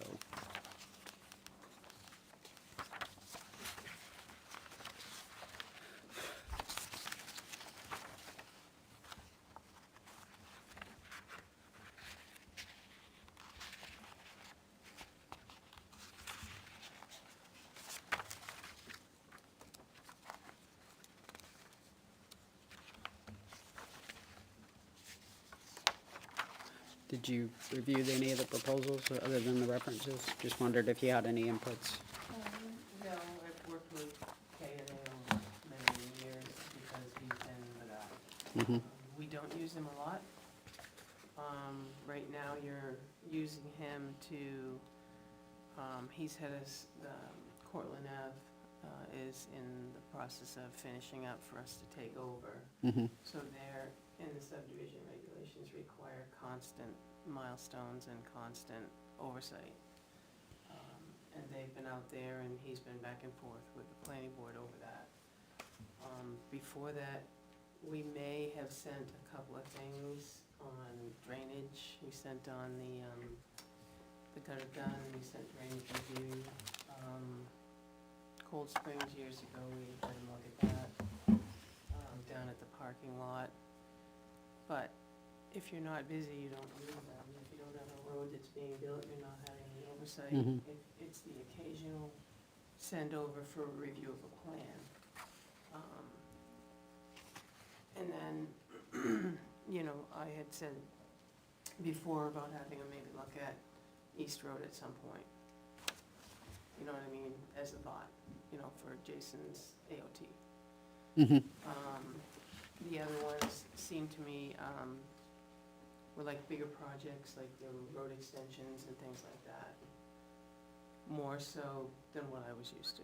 I mean, I didn't get all through it, I thumbed through some of it. But I don't have an opinion one way or the other. Okay. I do know Steve, I've known Steve for many, many years. Our kids played ball. That's how I actually met him years ago. I believe, and I can get this from him, but I believe his son was with him. And the son would, because the partnership was with his father-in-law and him. His father-in-law is no longer here. Hmm. So Steve is in charge, but he deleted, you know, the name change, the name Mhm. change. Can I, He's got his son that does engineering as well, and he works with me now. okay. Maybe I'm telling too much of the story, but I do know. No, it's good to know. It's all- Yeah, yeah. Yeah, I don't recall seeing a son in here, but that doesn't mean there's not, Right. and I just missed that. I might have just looked at the last name and said, oh, I already read that section. That happens. But he was here, he was the gentleman that gave Mm-hmm, Chief Moore the insurance information mm-hmm. when he was here, and I made a comment about retiring, he said he wasn't going to. Said he wasn't gonna stop, because keeps him young.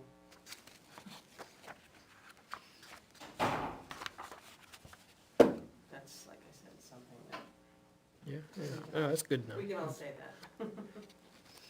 Yeah, and then, no, but, you wanna make sure that they've got some kind of succession plan, because stuff does happen.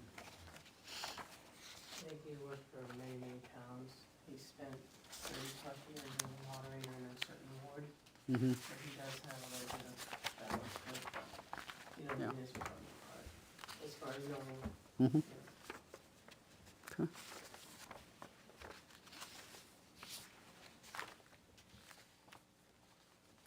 Other comments, concerns for So, tonight? This one thing was interesting was the reference list. A lot of them were town engineer, meaning like CMA asked, had DPW directors, the town administrator, and two engineers. And Gail did the town administrator, community development, 2 and 3 planners. And then Nordstrom did town administrator, public work, planning board chair, public work, planning coordinator, public work. You know what I mean? It was a little bit of mix, because I Mhm. think probably knowing you had gone to the planning board looking for things too. He does a lot with the planning board, more so than public works. Mhm. It just was interesting the different category and the different department heads that they chose for reference. Yeah. Because I think of, and the CMA projects were streets and things like that, where planning board would appear to be more of a review. Mhm. But, you know, Gail did the same thing, you know, with planning it. Yeah.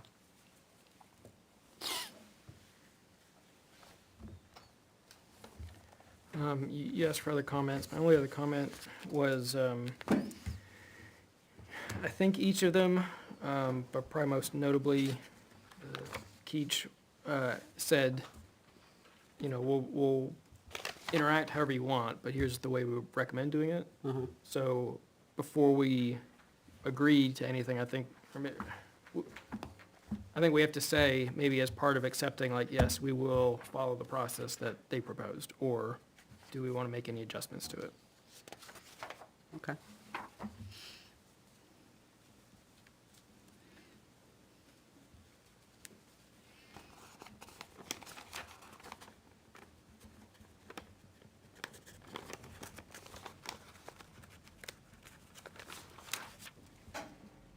And based on what you're saying, do you believe that we need to ask the planning department that, or is that within our scope? That's a good Excuse me, question. planning board. Sure. So, just reading the titles, so that, there's a bullet point in K&A's approach called predictable process, and it's transmittal of initial submittal, completion of initial technical review and issuance of letter report. I guess it's those for that, and then it calls out separately approach and protocol for construction monitoring and inspection.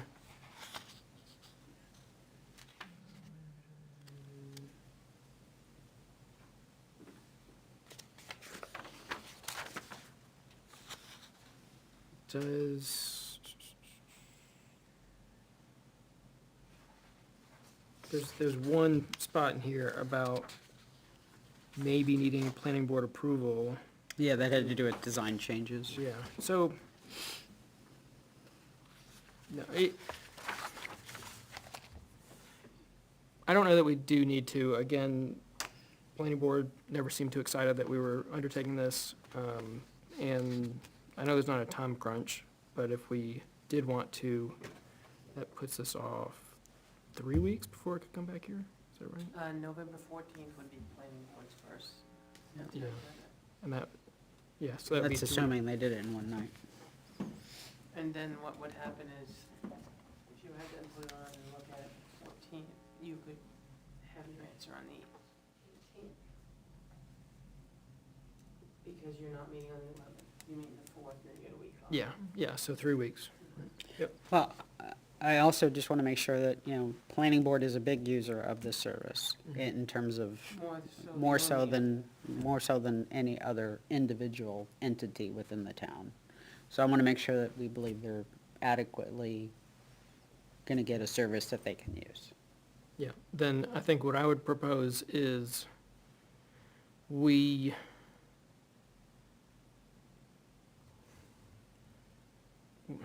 okay, so maybe step one, could go one way or the other. I think what we need to do is put it in front of planning board. Here's what we think. Do you have any reason, does anyone have any reason to disagree? Please say so. Please have a discussion at the planning board meeting, you said the 14th. 14th. And if the board chooses not to, if no individual member says, hey, this is something we should talk about, there's something wrong, then we're locked in on the 18th to go with whatever we've decided. Now, where I was having there a minute ago was, we could say right now, hey, we're pretty sure it'll be K-Day, for instance, pending reference check. Or whichever one of these. Right. And then lock that in and go ahead and get this in front of planning, because you've digital copies, at least 2 I of them. didn't scan it, I tried to send you CMA, but they said the server would kick it out. It 'Cause was too I did big. print it for you and I tried to scan it, so I tried to email you the same thing from the Okay. hard drive and the server Okay. wouldn't take it. That's why I sent you and said it's in your mailbox, because I was gonna try to do it both ways, but I couldn't. Yeah. It's probably just So- huge. So given what I just said a few minutes ago, or a minute ago, you know, I want planning to be adequately served. They're already using them today, if it's Keach. Sure, okay. So if it's Keach, And references come back good, right, then, then it's status quo. sure. So If we, it's anybody else, yeah, you know, okay. Makes sense. So we wait a week on references and make a decision. yeah, because they're not gonna do anything, even if we said tonight, Yep. they're not gonna do anything till the 14th, so Yeah, and you've got. Well- it's not gonna hold them up. The only thing I was thinking was Other if we than get it could, in front if of we, right, is get in front of folks, but, Right, but they're not gonna act on it as a board. right, yep. Yeah, and right now, K and A's in the middle of finishing up something for the planning board, as far as, Cortland. So, So I think if we're leaning towards someone other than K and A after next week, then yeah, we should go that route. Yeah, makes sense. Okay. That's my personal thought. so you're gonna wait till the 4th, see what you get for references, have your discussion. Because 10 days later, you're gonna the planning board. Yep. Everybody okay with that? Yep, I am. Alright. Okay, so, the only thing I wrote down for certain was Keach succession plan for Mr. Keach. And then I make can sure, ask that. You don't have to take it. Okay. But- okay. And then did CMA and Keach reply to all the requested information? So, do you think you have a pretty good checklist? All I did is they made a checklist of the requirements on the, Right, do you think it's pretty thorough, or do you wanna tell me what you're missing, or tell her what think we're missing, so we Yeah. can ask specifically for it? where'd I put it?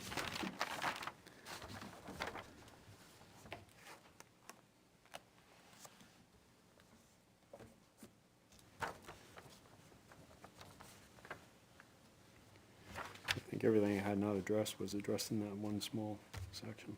Okay, alright, It was really, that's all I had to do with any actions or bankruptcy. okay, good. And just to confirm, were they one that Sorry. locked in the price?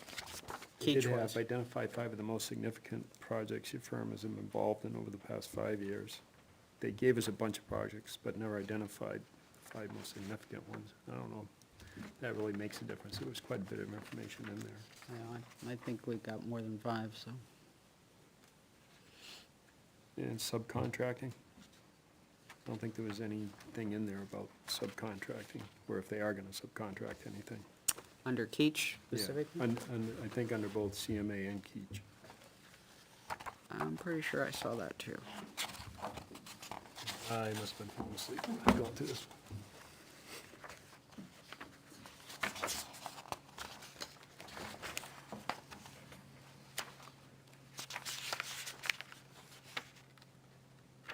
They did at least cover, K and A covered, if we use a sub-consultant, here's what it costs you. It's the rate they pay, plus they're all 15%. But we don't know what those rates will be. And it calls out wetland scientist, soil scientist, traffic consultant, environmental consultant, and all other consultants.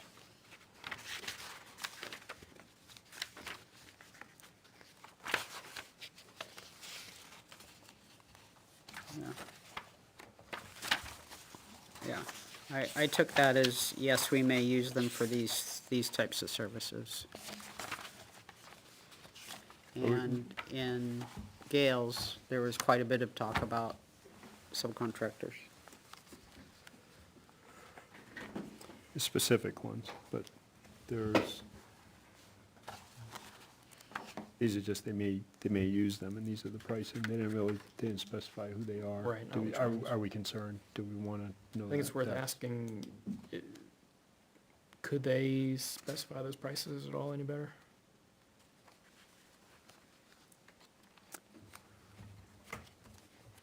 prices or subcontractors, Subcontractor pricing, you know, because or both? The Sure. subcontractor Yeah, and the yeah. pricing? just, you know, probably not gonna happen, but if they hire a wetland scientist at $500 an hour, well, we've agreed to just eat that, plus 15%.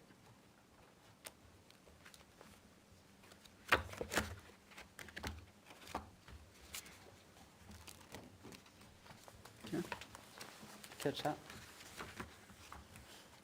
For Keach, subcontractor names and prices, any detail they can provide on that.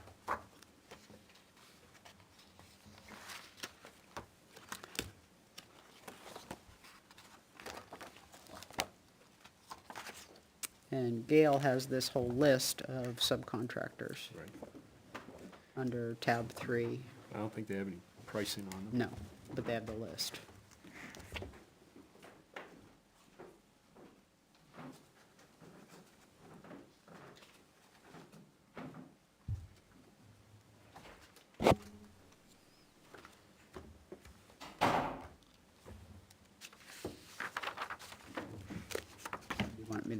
You want us to ask for estimated pricing Yes. for Gail? Yeah, if we're gonna ask Okay. one. Yep, we Should are. ask the other. Yep.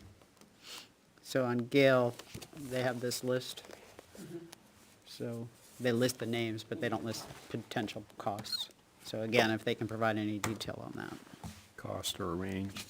Yeah, even if it's a range, you know, or usually is, approximately is.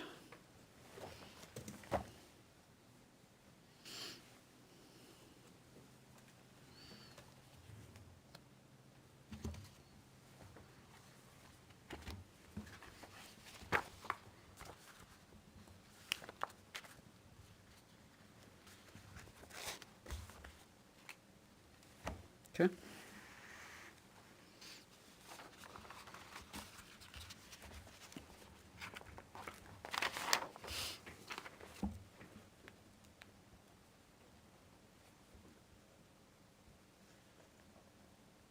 Anything else on this?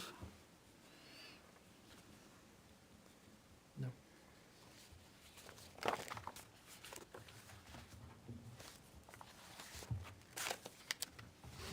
Nope, nothing for me. Okay. All right, I think that brings us to notice of the intent to cut that's in the bin. We had intent to cut number 24-471-12T for tax map 403-086. We all signed that, just public notification there. And the manifest. So I'd like to motion to order the treasurer to sign the payroll and accounts payable checks dated October 24th, 2024, as included in the following manifest. Payroll manifest, $91,193.10. And accounts payable manifest, $109,833.01, for a total of $201,026.11. Is there a second? Second. Thank you, Selectman Drury. Any discussion? All in favor say yes or yay? Yes? Yes. Anyone opposed? Anyone abstain? Motion passes 4-0. Thank you. And last week, we talked about the minutes of September 9th. That was the video that got cut off. I did review my personal notes from that meeting just to make sure we weren't missing any topics or votes, and we were not. But while I was doing that, I just went ahead and sent T.A. Bolton my corrections, so she had those in her written format. So she has my notes on that. Anything else you guys have on the 9th? Double check something. And we did mention this last week, but if anybody was not listening to the minute listening to the meeting last week, our minute taker has resigned, and there is a job posting that has been opened and is on the website if anyone's interested in taking minutes. You also won. Mhm. And I won this afternoon, so Oh, good. two. Good. I figured if we let it run another week and now, public service announcement. Yeah, and for anybody interested, we are not asking for transcripts. We're asking for minutes. The only time we need transcripts is if we're doing a public hearing, or close to that. Meaning close to transcripts, not exact And the other one's transcripts. being worked on, but she said a family emergency as well. So I'm gonna try to jump in and get some from, but it would have to be in between. She's gonna finish up the 23 and 24 when it's done. Okay, good.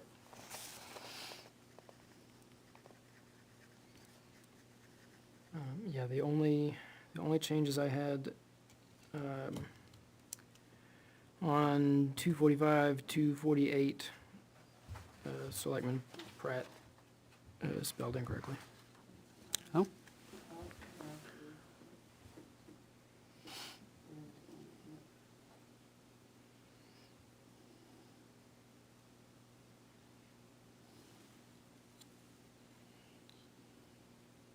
Was that the one where, we were talking about the, Said email for, ARPA? Was ARPA in that one? Be in it. these were correspondence. I think it was before we got to ARPA. This was way back on September 9th, Okay. so. That was the 4.5-hour long meeting or so. I had a couple notes and I forgot to bring them, so I had some very minor stuff.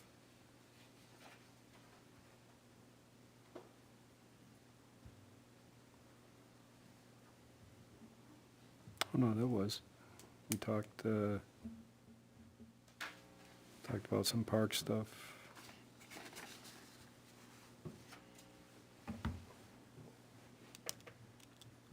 Yeah, you're right. On 115, we talked about the tab numbers. So between Thought there was, 115, there was a motion made to approve tab numbers. And then Yes. Mark Walsh and Chief Moore, there was something about Chief Moore and rifles. And it wasn't about rifles, it was about, the, employee.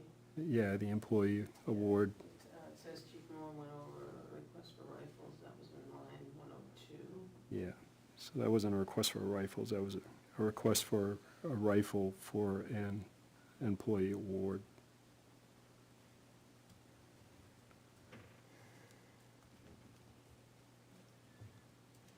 I think that was really all I had, and Okay. then my name.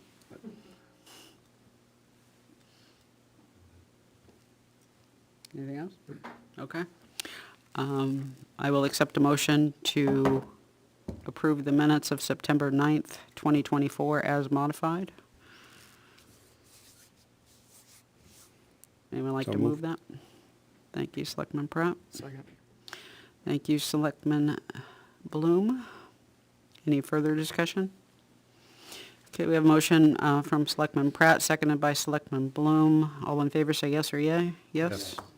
Anyone opposed? Anyone abstain? Motion passes 4-0-0. Okay, that moves one off. Yay. Okay. I believe that's all we have available. I think that takes us to Administrator's Report.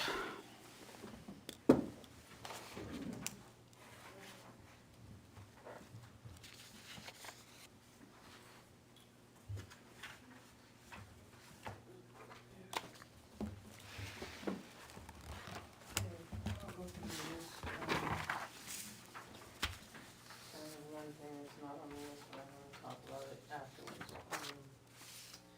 Engineering, we're gonna move to at least 11-4. I knew there was something. Did you? No, I didn't think to ask him while he was here tonight. No. We need to have, we talked about an election coverage plan.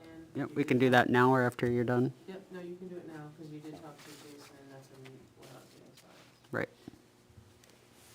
Go ahead if you wanna do the election plan. Okay. So we need at least 3 people there all day, as we talked about last week. So that means, if we divvy it up between the 5 of us, we're there for approximately 8 hours. So, I know, that doesn't include the after the polls close time, but we need at least 8 hours during the day, so. I'll be there first thing in the morning. So what does that mean, James? Like 6:30 to 6:30. 3 o'clock, or Yeah. 10 o'clock? Man, PM. they're going to PM. Well, I wanna, we need to be as specific as possible. You can be there to at least what time? Or is it all day? Put down all day with breaks as necessary. Okay. Do we want to try to set up some type of revolving shift? That's why I'm asking, because not everybody will be able to actually stay there all day, I don't Yeah, think. I was gonna say, if we set up, And- how long do we want? When does this switch Benji take? did, when he said he wasn't coming tonight, he said he has somebody that can cover 4 hours. Okay. And I'm sure if we told him that's not good enough, we could find additional hours, but that was his first offer. Okay. Yeah, okay, I can be there first thing. And that's what his coverage would be too, first thing in the morning. Yeah. No, I can be there first thing through the day, so I can Okay. be there whatever time you need me. So Just as long as we don't leave here at midnight or so. we're not, before that's not the plan. Yeah, okay. So all day, all day? Yeah, Is that what take you the mean? day off. Okay, all day. So also 6:30 arrival? Or do you want to be later than that? 6:30's early. Okay, all right. Late.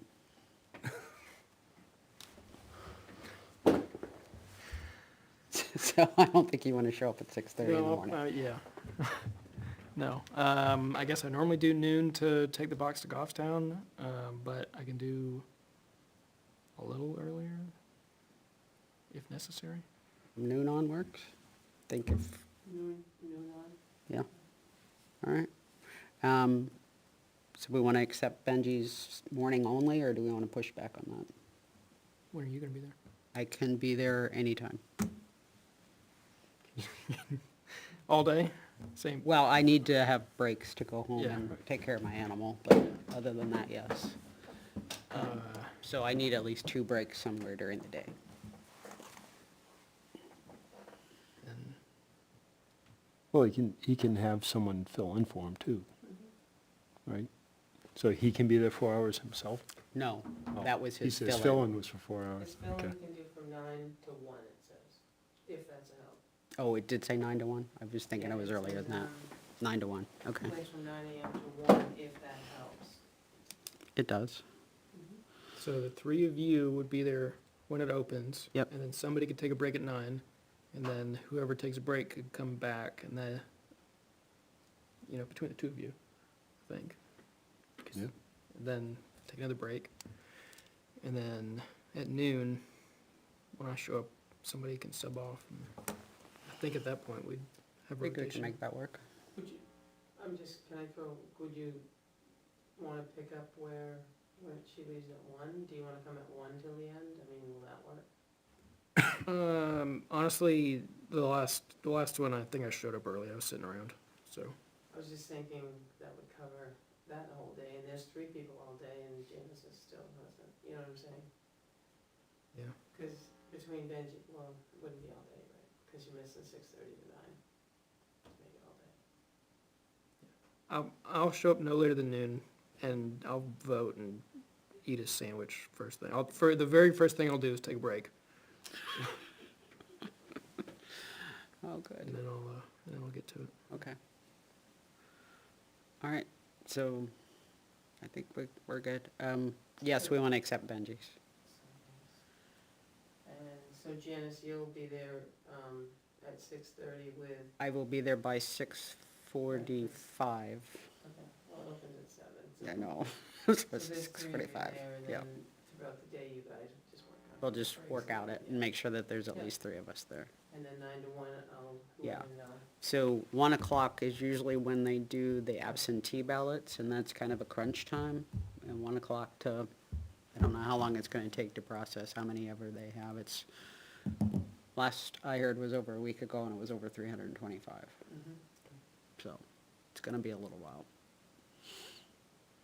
So that usually pulls one of us at least off the door, Yeah. Okay. so. Okay, I think that's a plan. So I'll let him know that you'll accept that, yes. Yeah, and of course, she's gonna have to get sworn in and all that, but that's standard process, so nothing she needs to do in advance. Okay. Thank you for that.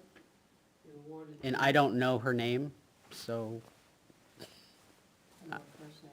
yeah, I was gonna say, so I don't know who to tell him is coming, so Yeah, you might wanna get her full I name. can tell Maureen. Okay.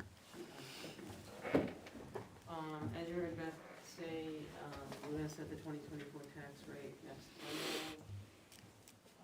Also, I sent you guys an email, I spoke to Tom here at the finance, and he couldn't make tonight, but he'd like to come on the 4th, but it's not better shaking, plus he said you already have it, because I forwarded it to you, it shouldn't take that long. So we can talk about the 4th agenda when we get to it. Excuse me. Next week, you're gonna have Chief Moore, and the rest of the schedule is there. Important dates are there. We talked last time to finalize the lawn care, IT, and cleaning service for 11/4. You may wanna consider, cause when we look at 11/4, it's fairly lengthy, and Yeah. I just don't wanna be here that long.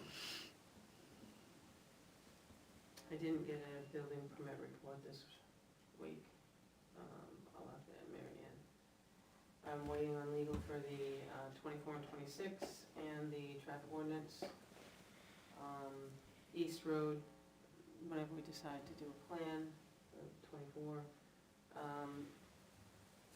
Josh from Umbro is supposed to schedule this week with us for something. The fire department integration along with the DBW drug, they'll put them all together and then send it to you one more time. Because you updated the drug policy for the federal motor carrier. Mm-hmm. Food pantry, will wait and be sent out. They're gonna be busy with Thanksgiving baskets, so it might be a little bit, but And what's going on with the CBA? we just gotta finish it. I mean, we approved it. We Yeah, just gotta. It's not signed. sign it. yeah. Like, what is that actually waiting on? So then- What is that actually waiting on? So when the PDF went over to the attorney, got modified, it looks like this, and then there's pages, so I tried to convert it back. And I'm not quite sure, I could ask them to do it, Okay. but, they took the PDF version, sent it, and that's what was approved, but when I tried to put it into policy, it was the older version. I just, Okay. I mean. How many pages is it, do you recall? Is it It's small? not that long, it's 25 maybe, it's not like the ZBA. I was gonna say, I can retype it. You might be faster than Yeah. try to, because I don't, I type pretty fast. yeah, well, I mean, somebody just needs to proof it, because, yeah. you know, by the time you look at it twice, you're still thinking it says what you thought you Everybody typed. uses a different version, that's all, I just haven't had time to tie it all together, because it looks terrible. I mean, it goes from one, and it's got this much of a page, and I tried to reduce the page, and then it made all the funny things, so I undid that part of it, and it still left the gap, but it's. If you're willing to, it'd be nice to get that one off. Yeah, I mean, it's just, it's a clerical thing. Yep. It's not anything we need to actually do. Yep. So, yeah, Okay. if you'll, tonight, if you have a copy of it, just, I'll take it I with can me. forward it to you, and then, Well, I'd prefer to have a printed copy, so, I didn't print what I started, but, I can put one in your box, yes. Because I think I'm gonna have to print, because I had started it. I'd started doing the changes, so. just give me the old one. Just give me what you got back from the attorneys. Okay. Just print that And in. then, conservation is gonna meet, I discussed how that's gonna turn out for the RFP. The food pantry, like I said, They have it, though, the food pantry. it's been forwarded, it's gonna Okay. be opened. I don't think everybody's seen it, but I But also think there our, needs to be. our job is done, it's with them. Okay. Minute taker, as you said, I had 3 people ask about the building inspector CEO, but I've got nothing back in paper. Mildred Hall, I haven't finished up that one, which is dependent on the Article 25 as well. Tax deed, we pushed off till January. The rest of them, I'll be honest, I didn't go down through and change it honestly there. I got an email about Henniker perambulation. You did? I did. This Awesome. was, I haven't responded, but Okay. this was last Tuesday. At least I'm pretty sure it's Henniker. We've been given your contact info for the town's perambulation. It says, we are being proactive in scheduling this task. We propose that you folks walk/verify points for half of the length of our demising line.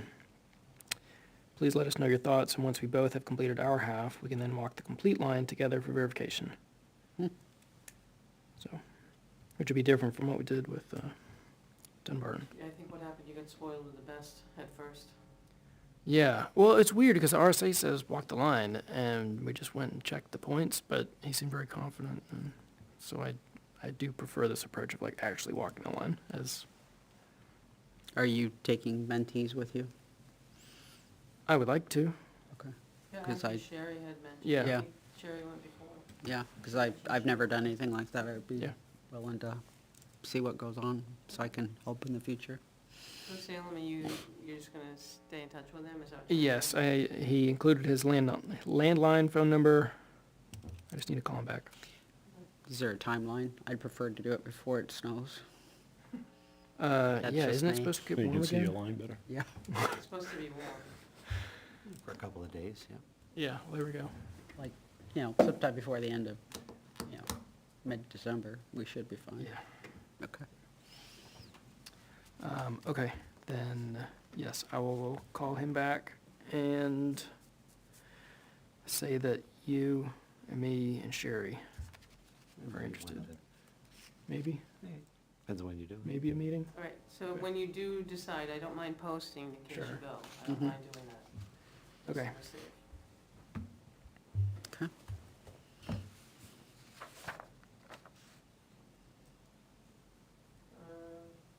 Okay,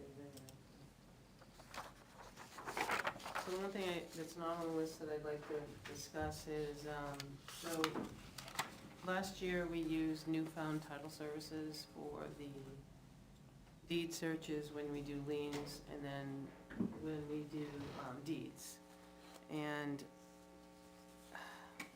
I apologize, but I can't really make a lot of heads or tails. I know we had great success, timely, and worked out really well with Newfound Title Services, where we strayed from the prior because we missed deadlines and weren't able to do things. We, Monique did solicit 2 different quotes. What I can tell you is the one that we used to do, only did the leaning, not the deeding. There's nothing referenced in here. It also will, they do the mortgagee letters, draft them, fold them, stuff them, certified labels, and then they bring it back to us, which we then have to seal the envelopes, put on the certified forms and everything else, and mail it. Where Newfound Title, what they do is there's a pricing option to have them do the notice preparation, mail the certifieds per the mortgagee. So I'd like to send this down to you. The preference would be to stay where we are. I also want to just show you what we paid last time. I just want you to look at it, because it's a little confusing. We did, from Newfound Title, came back with a bound. It was amazing, nice, kind of like CMA. It had all the list, it had the attachments, meaning certified numbers and everything. That's a 1-page for Sanders searches, a 2 pages for Newfound, and then the other is what we paid Newfound 2 times, one for liens, one for deeds. So you're gonna see the amount on that one. The top one should be liens, because you lien in April, and then you deed in August, September. So you still have to do your searches and your mortgagees, because it was 6 mortgagees that we had to notify when we deeded. It was 60 when we liened. So it costs a total of 4,000, I think it's on that one. Yeah, there's only a couple people that do it. If you go out, there's only,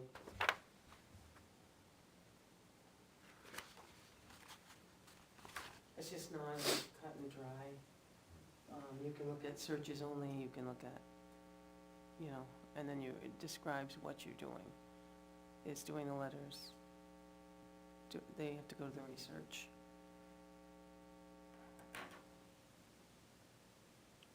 It is for 25 because your bills will go out this year, but it's for a budget number. So this would be similar cost, 140 parcels. It's there, yeah, if there's 140 liens, yes, that was Right. based on what we did last year. That's the only thing we could give her. So this would be the cost. And notices prepared and sent, prepared No, and sent? we send, So we then pay we send. postage, right. Or they do a search, we prepare notices and send them. That's So, the breakdown. Yeah, it's either, they'll do the search, prepare the notice, and give anything to us, then we hold, we seal, we pay for postage. The other gentleman, I think it's a gentleman, sorry, Newfound if it's not, does all the mailing. So this included all the mailing. Yeah, it included the mailing for the liens and the mailing for the deeds. Now, you get that back when they redeem, because you can add those costs to them. Yeah, so we don't want to just throw lots of stuff. And there's only one signature line for Newfound, but again, we need to have locked in one way or another so we can budget. It's still a guess, because you don't know how many people are gonna be liened, because that occurs in April. If 100 people are, instead of 140, we're better than we were last time. Right, but at least this is comparable as far as the That's why I pricing. was trying Yeah. to show you what we did. It's not really written the same way, it's just. But Newfound did all the letters, sent them out, sent us a package when it was done, and it was all done. We didn't have to go pay for the postage, we didn't have to do letters, we didn't have to do anything. We just got a bound book back with all the information in a receipt, or in a bill probably.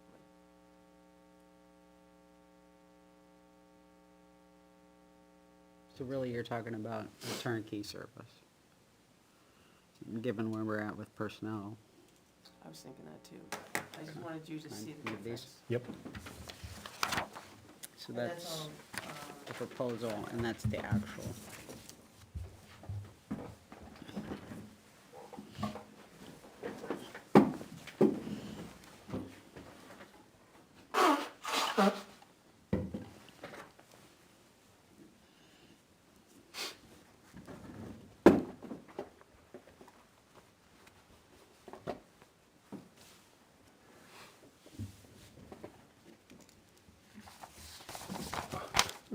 You moved that with it. Not to make you repeat it too many times, but it was what we used last year, the Newfound, that was, Newfound is the one we used last year. and that was the turnkey. Yeah, and here's what they're proposing for this year as far as the contract. I think it's 50 cents more, because the liens were $20, now it's $20.50.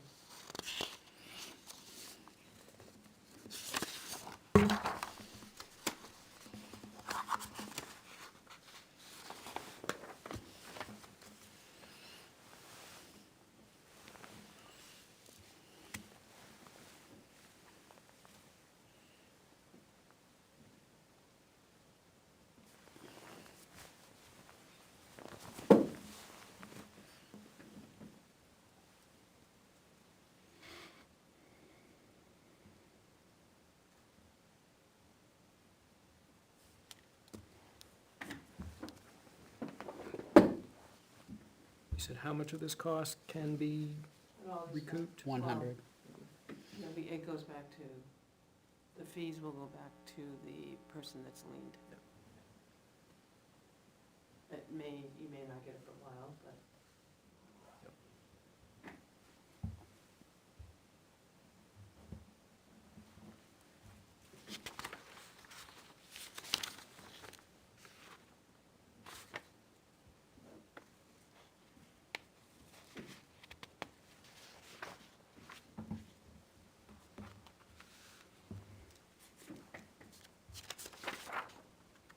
Because not all your liens have mortgages either.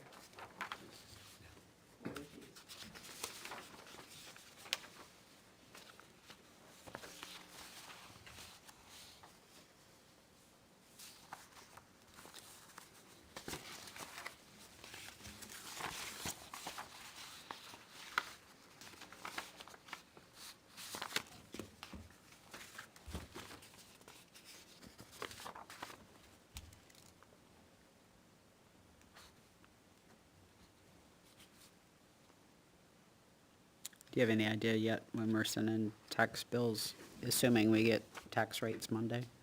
So if you set the tax rate on Monday,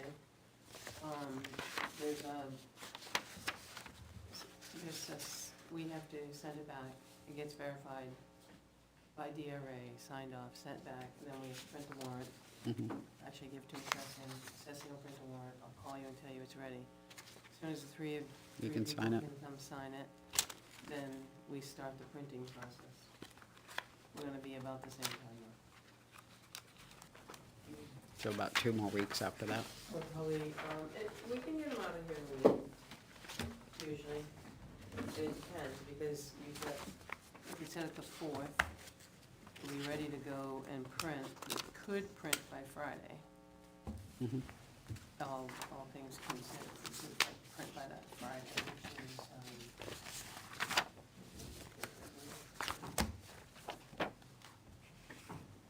could possibly print by Friday the 8th. But then Monday's closed, so we're looking at getting them out in the mail by the 14th anyway. Okay. So approximately it's- 2 weeks. Be at least 2 weeks, because there is a process after. Okay. Because once you approve it, we upload it, and then there has to be that margin. Mhm. And then once we're okay with that, DRA signs off on it, then it goes to assessing to take and apply the rate. Right, to the Assessment, to assessments. make the warrant, to get you guys, and we sign. So, probably 2 weeks, you're right. Okay. Last year we sent it out, I think we mailed them, it was before Thanksgiving, and they would do the 23rd of December. It's not ideal. Yeah. Okay. All right, are you looking for a motion on this tonight? Yeah, just so Okay. she's gonna finish her budget with that. Okay. Anyone like to make a motion to award 2025 to one of these two companies?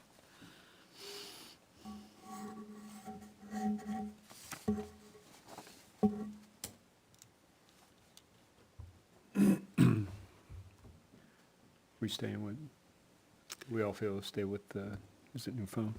Newfound? I'm comfortable with that, yeah. I think the value add is significant there. Yeah. And we'll need somebody to sign it, so that needs to be a part of your motion.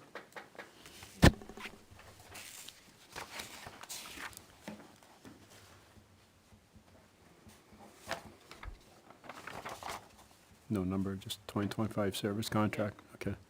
Yeah, I'll make a motion to award the 2025 service contract for lien and deeding research or searches to Newfound Title Services LLC.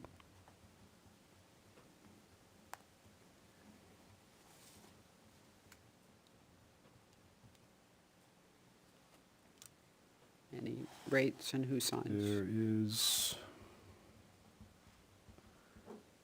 pricing options, research of county registry of deeds per parcel is $18.50. Notice preparation, tax collector mail certified per mortgagee is $10. Notice preparation, Newfound title mail certified per mortgagee is $20.50.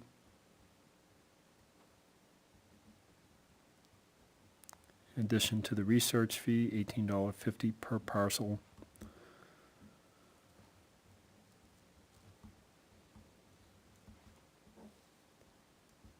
Please select one of the following.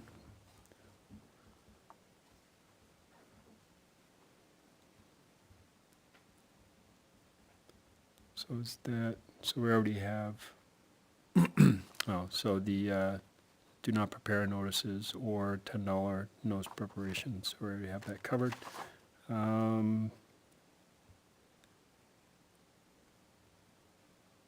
they were just looking for someone to sign it from municipality, and I would motion that that would be Town Administrator Bolton. And as clunky as that was, I think I'm done. I think we captured it. Anyone like to second? Bloom? Selectman Bloom, thank you. All right, Any further discussion? All in favor, say yes or yay? Yes? Yes. Yes. Anyone opposed? Thank you. Anyone abstain? Motion passes 4-0. Okay, all right. Brings us to correspondence and other business. We did do the Saturday cleanup at John Gallette's grave. Looks very nice.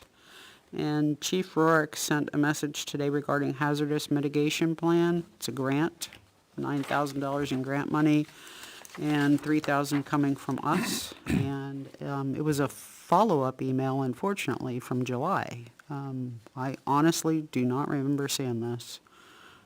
So, I'd actually printed it off and put in my future stuff and haven't gone back to it. so, really? Yeah. Oh, I feel bad. Concern, Janice, is the date said you had to supply it by August 9th of 2024.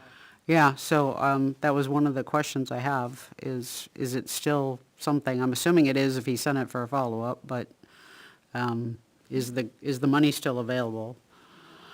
And in order to do acceptance of a grant, if it's more than 10,000, it requires a public hearing. If it's less than 10,000, the topic specifically has to be on the agenda, and it's not tonight. And then, so is the amount the total, or just the amount of money that we're getting? Makes a difference this time. So I don't know if this needs to be a hearing or just an agenda item, assuming that it's still a valid topic. So, I guess I can ask him if it's still valid, if it's still available, and then I can talk with him because he is coming in next week. So Yeah. if it's the total of 9, we can put it on the agenda as a discussion while he's here. Yep.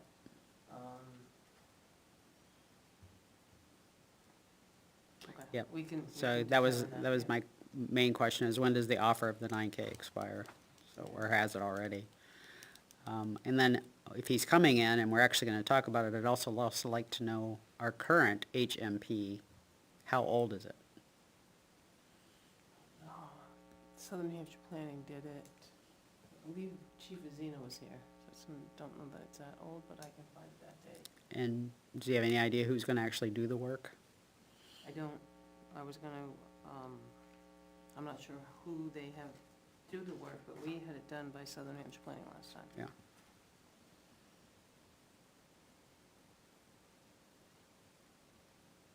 Okay.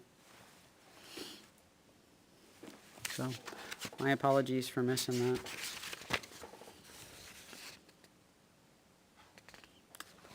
But you, as a rule, it's something more than you don't apply as a, you don't reply as a group.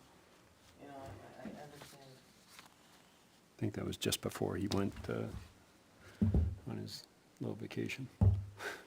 It was in that time period, yeah, but, he did send it to us, and I Yeah, you're totally right. missed it, so I sincerely apologize. Okay.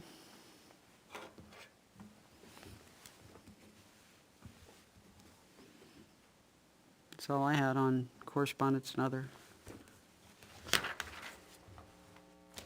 I just had the perambulation we already talked about. Okay. Couple of questions from the new Energy Commission. Oh, good.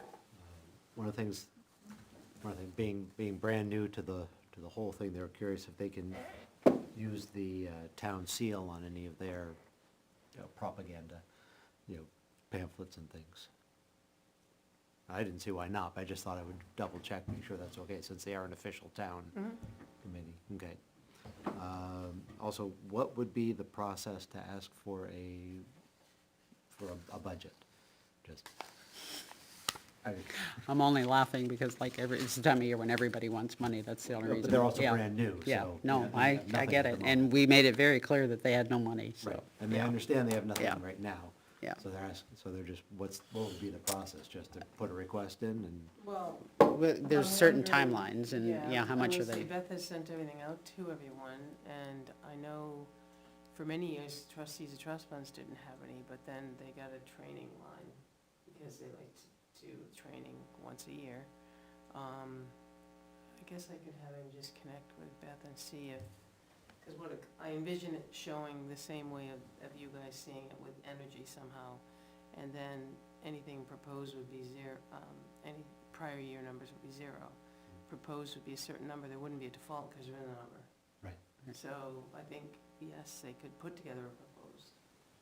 But I would just ask that maybe they connect with Beth to see the best way of doing it, because she has got emails out to all the departments. And it's supposed to be returned, but I can get the two to connect. Okay. Yeah, because they're just asking for some for advertising and, It'll be advertising, and they probably have dues to join the membership, right? yeah. I would assume so, yeah. Yeah, there was some advertisement, there were some dues, you know, and any submittal fees that may be necessary. So I can get David to connect with Beth, because he's the chair, right? Yes. Okay. And they're working on their bylaws, but one of the questions was, what is the process for if there aren't enough of their voting members, but there are some alternates available? Do they just automatically come in, or do they have, what's that process for making them voting members for a particular meeting? It's just like any other board would do, the chair recognizes and appoints them as being a member. Okay. For, if you just want to watch the first couple minutes, usually planning and zoning have a lot of in and outs during the meeting. You just watch the first couple minutes of one of those meetings. And it's Because just, zoning, it's like, very, he'll say, we're gonna seat the board, Yeah. and Janice will sometimes sit on there, and then the only one they can't replace is you. is the ex officio. Yeah. So if he had an alternate sitting, but a real member, not a real member, a full member not there, he would say, I'll appoint this to sit as a full member for tonight. Got it. Because Yeah. I think Bruce says, oh, somebody's sitting for somebody. Yeah, but I don't even think you have to. No, you don't have to. Yeah. So it's just up to the chairman, basically, to recognize or to appoint. Mhm. So, I thought Park, as part of their bylaws, they were at least considering rules for how does the chair decide. Because like, if you don't write it down, it's the whim of the chair, and that could certainly have an impact.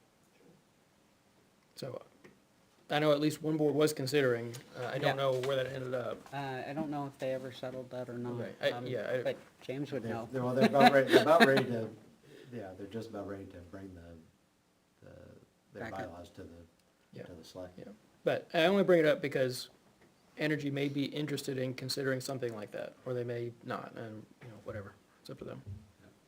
No, we're still a little ways away from finalizing any bylaw. They were trying to work hard on it, but Yeah, I think they were asking first and foremost, just from, if we have to do it during a meeting, what do we do? right. And then if they write something in the bylaws, that would be extra. Because David had talked to me, and I asked, like the meeting cycle, what we're running into is, I believe you picked the fourth Wednesday?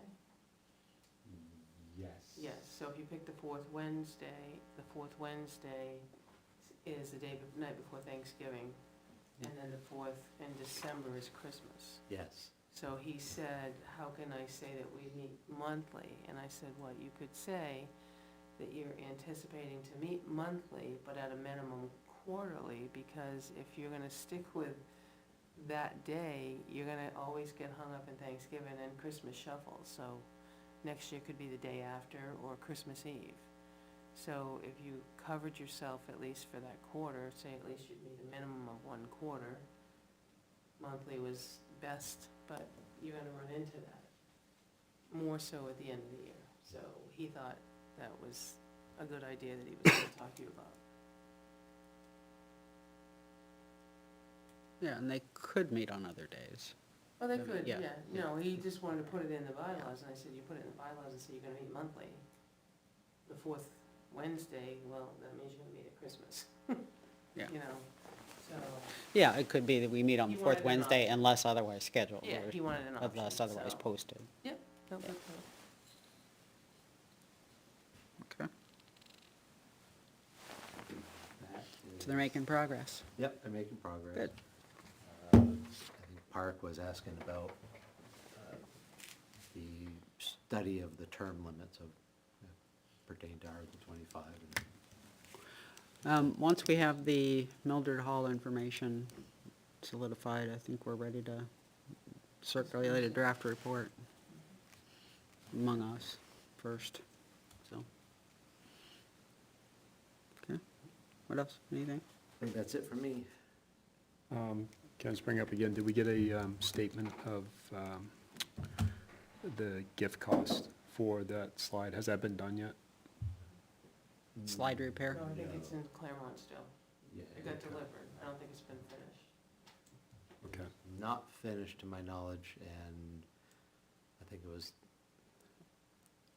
I think we're gonna have to have it back, but there was a question of would they be able to store it for the winter or just bring it back as soon as possible, you know, when it's ready. Same with the picnic tables they were looking at purchasing, and I believe It was they were just- gonna hold on to it until spring. Just a reminder that we need that gift cost. You write it down so I will promptly forget it. Because the gentleman's doing the repair at no cost, correct? The He's welding. not charging. Yeah, yeah, so that would be, But his Don't time, get that, yeah, his Yeah, time, right. Just want to make sure I remember it properly. yes. Okay.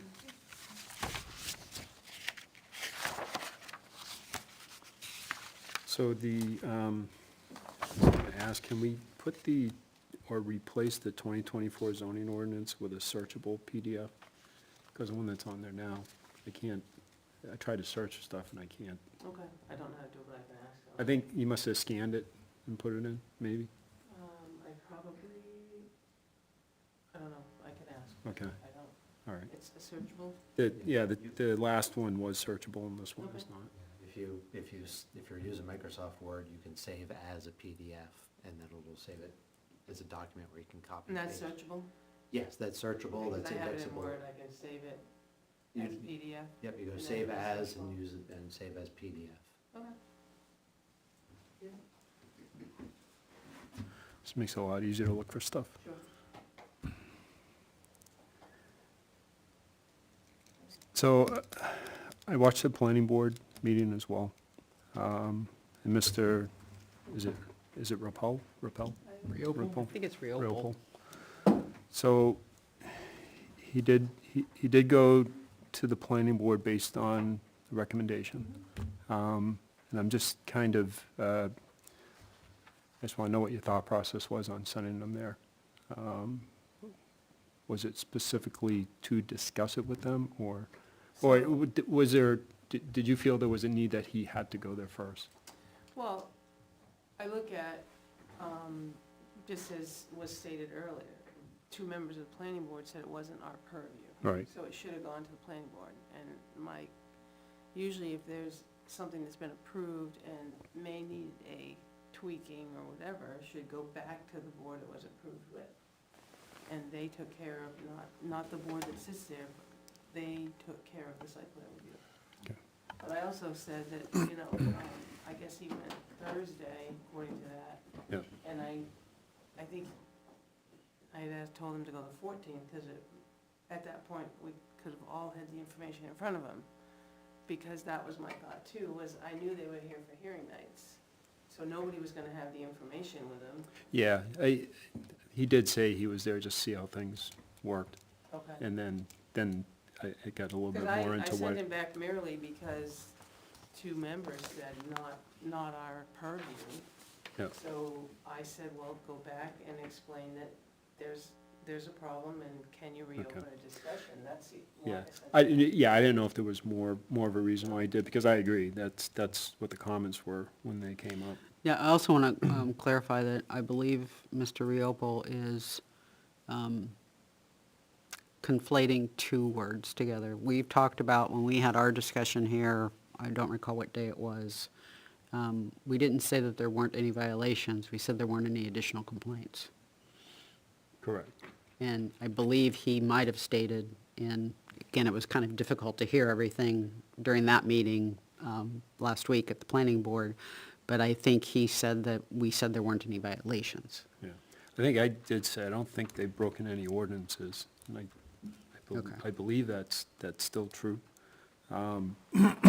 Just doing some research. So our site plan regulations do state that the select board has the authority to impose fines and whatnot, which leads me to believe that we are the building department, I guess, the code enforcer is the governor of the violation of site plans. I've looked at further information in our site plan regulations where, and there's RSA, I don't have the number in front of me, but that gives the planning board the ability to review site plans and revoke site plans. I'm not saying that's what they should do. I'm just saying there's a progression that seems to have the ability to take place, and I don't fully understand what that progression is. Yeah, so that leads to what's the process to get from that point to that point? Correct. I don't know that we understand that. So I think we should at least take an action to contact NHMA, pose the question. We have a alleged site plan violations, and we want to understand what that violation or complaint process is. So maybe even what are our obligations and what are our options? Yes. And that would help us to see the path that we should be Yeah. looking at. And so what about, so given the discussion that happened at the planning board meeting, I think there is also a fair amount of confusion within the planning board as to this process. And That's kind of what I was alluding to. How do you get from that to Right. that? And so to avoid sending Mr. Riopel back and forth, back and forth, back and forth, back and forth, I guess I would propose that we respond to him. And let me say, at the planning meeting, I said, hey, you will not get on this agenda, it's already set, and we are already looking at the following one to be light because it's the day before the election. Since then, realized the following one is also a holiday. So I didn't realize that at the time. So trying to avoid putting them off, but also avoid sending them back and forth, maybe we can say, hey, we're trying to understand the role of the Board of Selectmen, we're trying to understand the role of the planning board when a complaint like this comes in. Not commit to, nobody has made any decision, one way or the other. Not committing to saying, we will follow this course of action. But we are trying to understand what we can do. Please give us, it's gonna end up being a month. Yeah, at least. I mean, I feel for the guy, because I've been there. And I just feel it's right to give him the information he needs to take what he wants to take forward. And the other side of it is, fortunately, for his particular complaint, it's the off-season, so Right. it's, but the other side of that is we don't want to delay and then find out the day before the business reopens, actually, we're going to slap you with something. Right. No, I agree. It's it's not a position any of us want to be in, Yep. but it's a position that is part of the process, so. Do you have a suggested wording of what to ask NHMA? Yeah, I'm not quite sure what to ask him, because in researching, I only find one instance of site plan violation. And that's just an internet search, but I'm sure there's more information out there if you want it, but I'm sure NHMA would be able to at least give us what to do when a site plan violation is suggested or proposed, or whatever the term is. But I've looked at other Let's towns. use the term alleged for now. Alleged, yes, I'm sorry. I think I said that the first time, but I've looked at other towns' complaint forms as well, just a couple samples, and some of them do list out, ours is a little more generic, but some of the towns do list out different sections, or types of complaints. So one specifically said site plan, in there, I would imagine building permit or zoning or, but, you know, I And if can. I'm not mistaken, we don't actually have a written complaint. This has all been verbal. We do not, correct, and that would be one of the things, if that's the process, and that should be the Okay. process, he should file an official complaint Okay. with the town, but, Just, Yeah, it's just there was what- not one last year? There was Was emails. an email. Yeah, okay. Yeah, but there's no Just making sure, form. yeah. Yeah. There's no complaint Sure. form that's been filled out. Yeah, and, you know, I just think there's confusion because what was approved was all off-street on the property. So because somebody wants to park beside the road, she's not encouraging it and she didn't approve it. That's Yeah, just- I don't know that anyone disagrees with that, but we've got Yeah. to follow, I think it's clear that there's a disconnect at this board and at planning board of what if somebody complains? And part of that is determining whether or not it's a valid complaint, and it may not be. But yeah, rather than just send it back and forth, we can say, hey, we have a process, we follow the process, and sorry, but, or this was actually valid, and this is how we will respond. There's a disconnect. I think So- we all if agree it's, on if it's that. if it's an ordinance, we know what to do, right?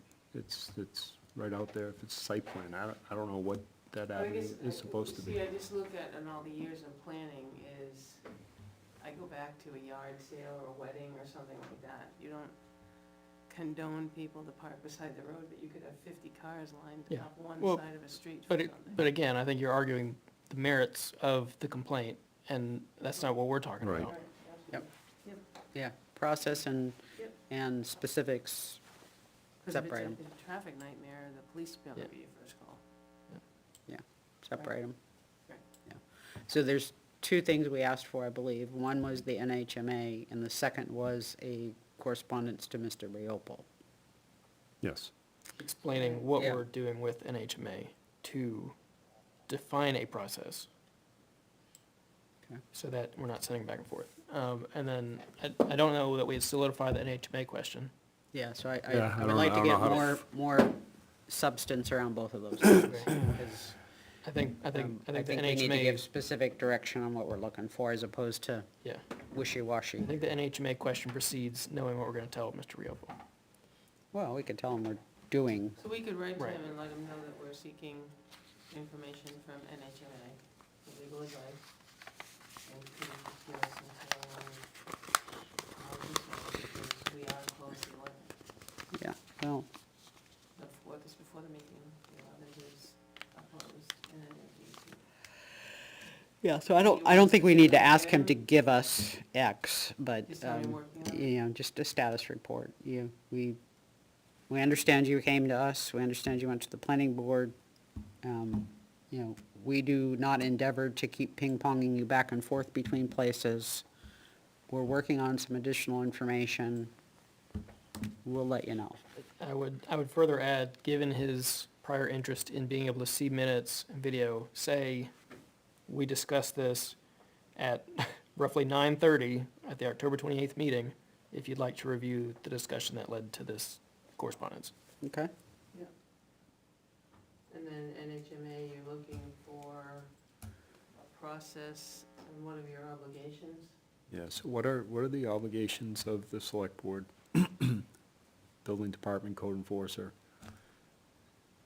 in the event of an alleged site plan violation?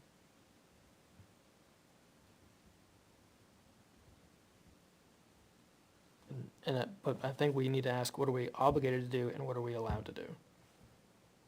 If they say, there's nothing you have to do, but you are allowed to levy fines, whatever. Well, Or that's you are in the- obligated to levy fines, but you could also put up no parking signs, whatever. Yeah. I mean, that's in the site plan regulation for the town of Ware. That the selectmen have the authority to fine for any, Okay. I don't know what the wording is, but, it's in, I believe, section 22, maybe. Okay. but it is written that we have, We have authorization, but we Yeah. don't necessarily. We have majority. penalization authority.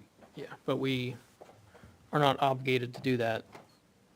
We have, we can if we so choose. Correct. Yeah. Okay. Good? That cover it? Okay. Anything else? What's that? Anything else? 11/4? Yep. I just wanted to know if there was anything else before we got to that. We talked about Chief Rourke coming in, expectations for hiring. We've talked about having Chief here for his stuff plus ARPA, and by his stuff, I mean 25 budget stuff. Setting the 24 tax rate. And I don't know if we might Board engineering RFP? award engineering and possibly hire a minute taker? Are you going to pre-screen minute takers, or, You can. I just, I don't know if you wanna pull it too, and hopefully that get a couple more, cause Yeah. last time we did at 8. okay, I'm gonna wait. That's gonna put us till the 18th. There's no ZBA meeting, there's one down. There's no 11th, there's 2 down. Okay, The other thing Clay had asked about, coming to see us on the 4th for a change in fundraising campaign. At the library. can we ask him to do that a different night?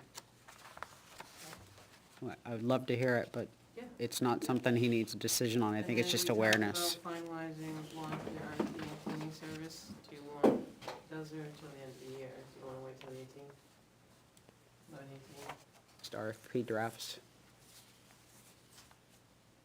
It's fine with me. If you want to send them out in advance, that would help too. You can, 18th. I'm just trying to know what I know what you're up against, so, for that 5th.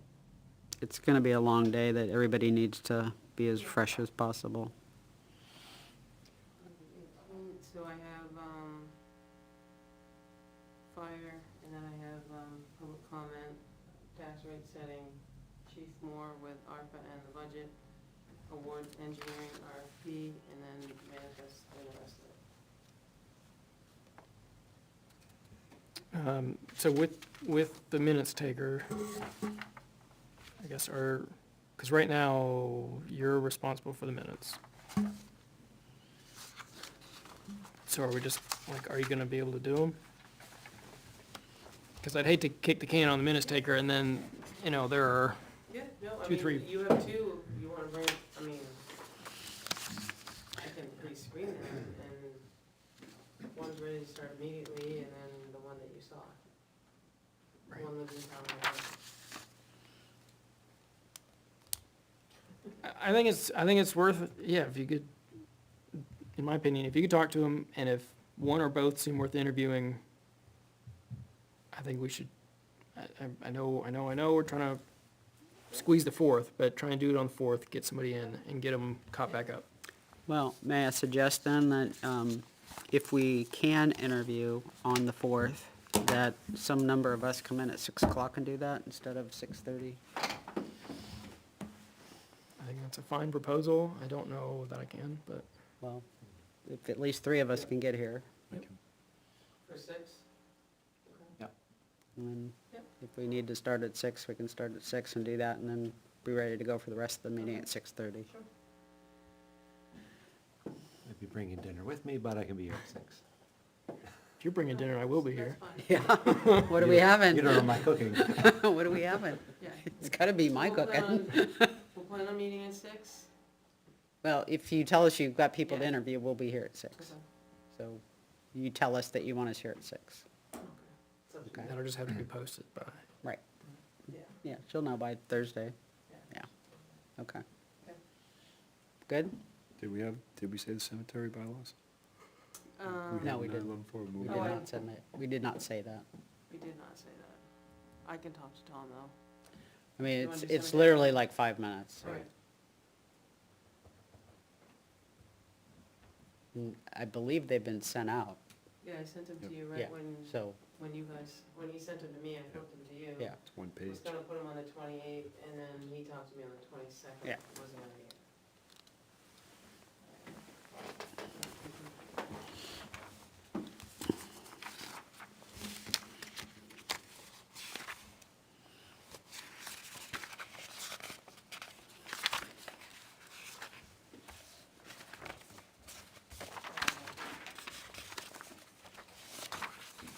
Oh, I keep flipping my pages right here.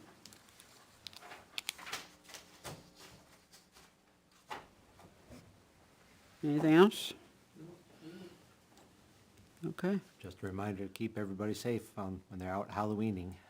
yes, That's true too. yeah, and time change, clocks change this weekend. Don't forget to change your smoke alarm batteries. Okay, motion to adjourn at 9:56 PM. Is there a second? Seconded by Selectman Bloom. All in favor, say yes or yay? Yes? Yes. Anyone opposed? Have a good night, everybody.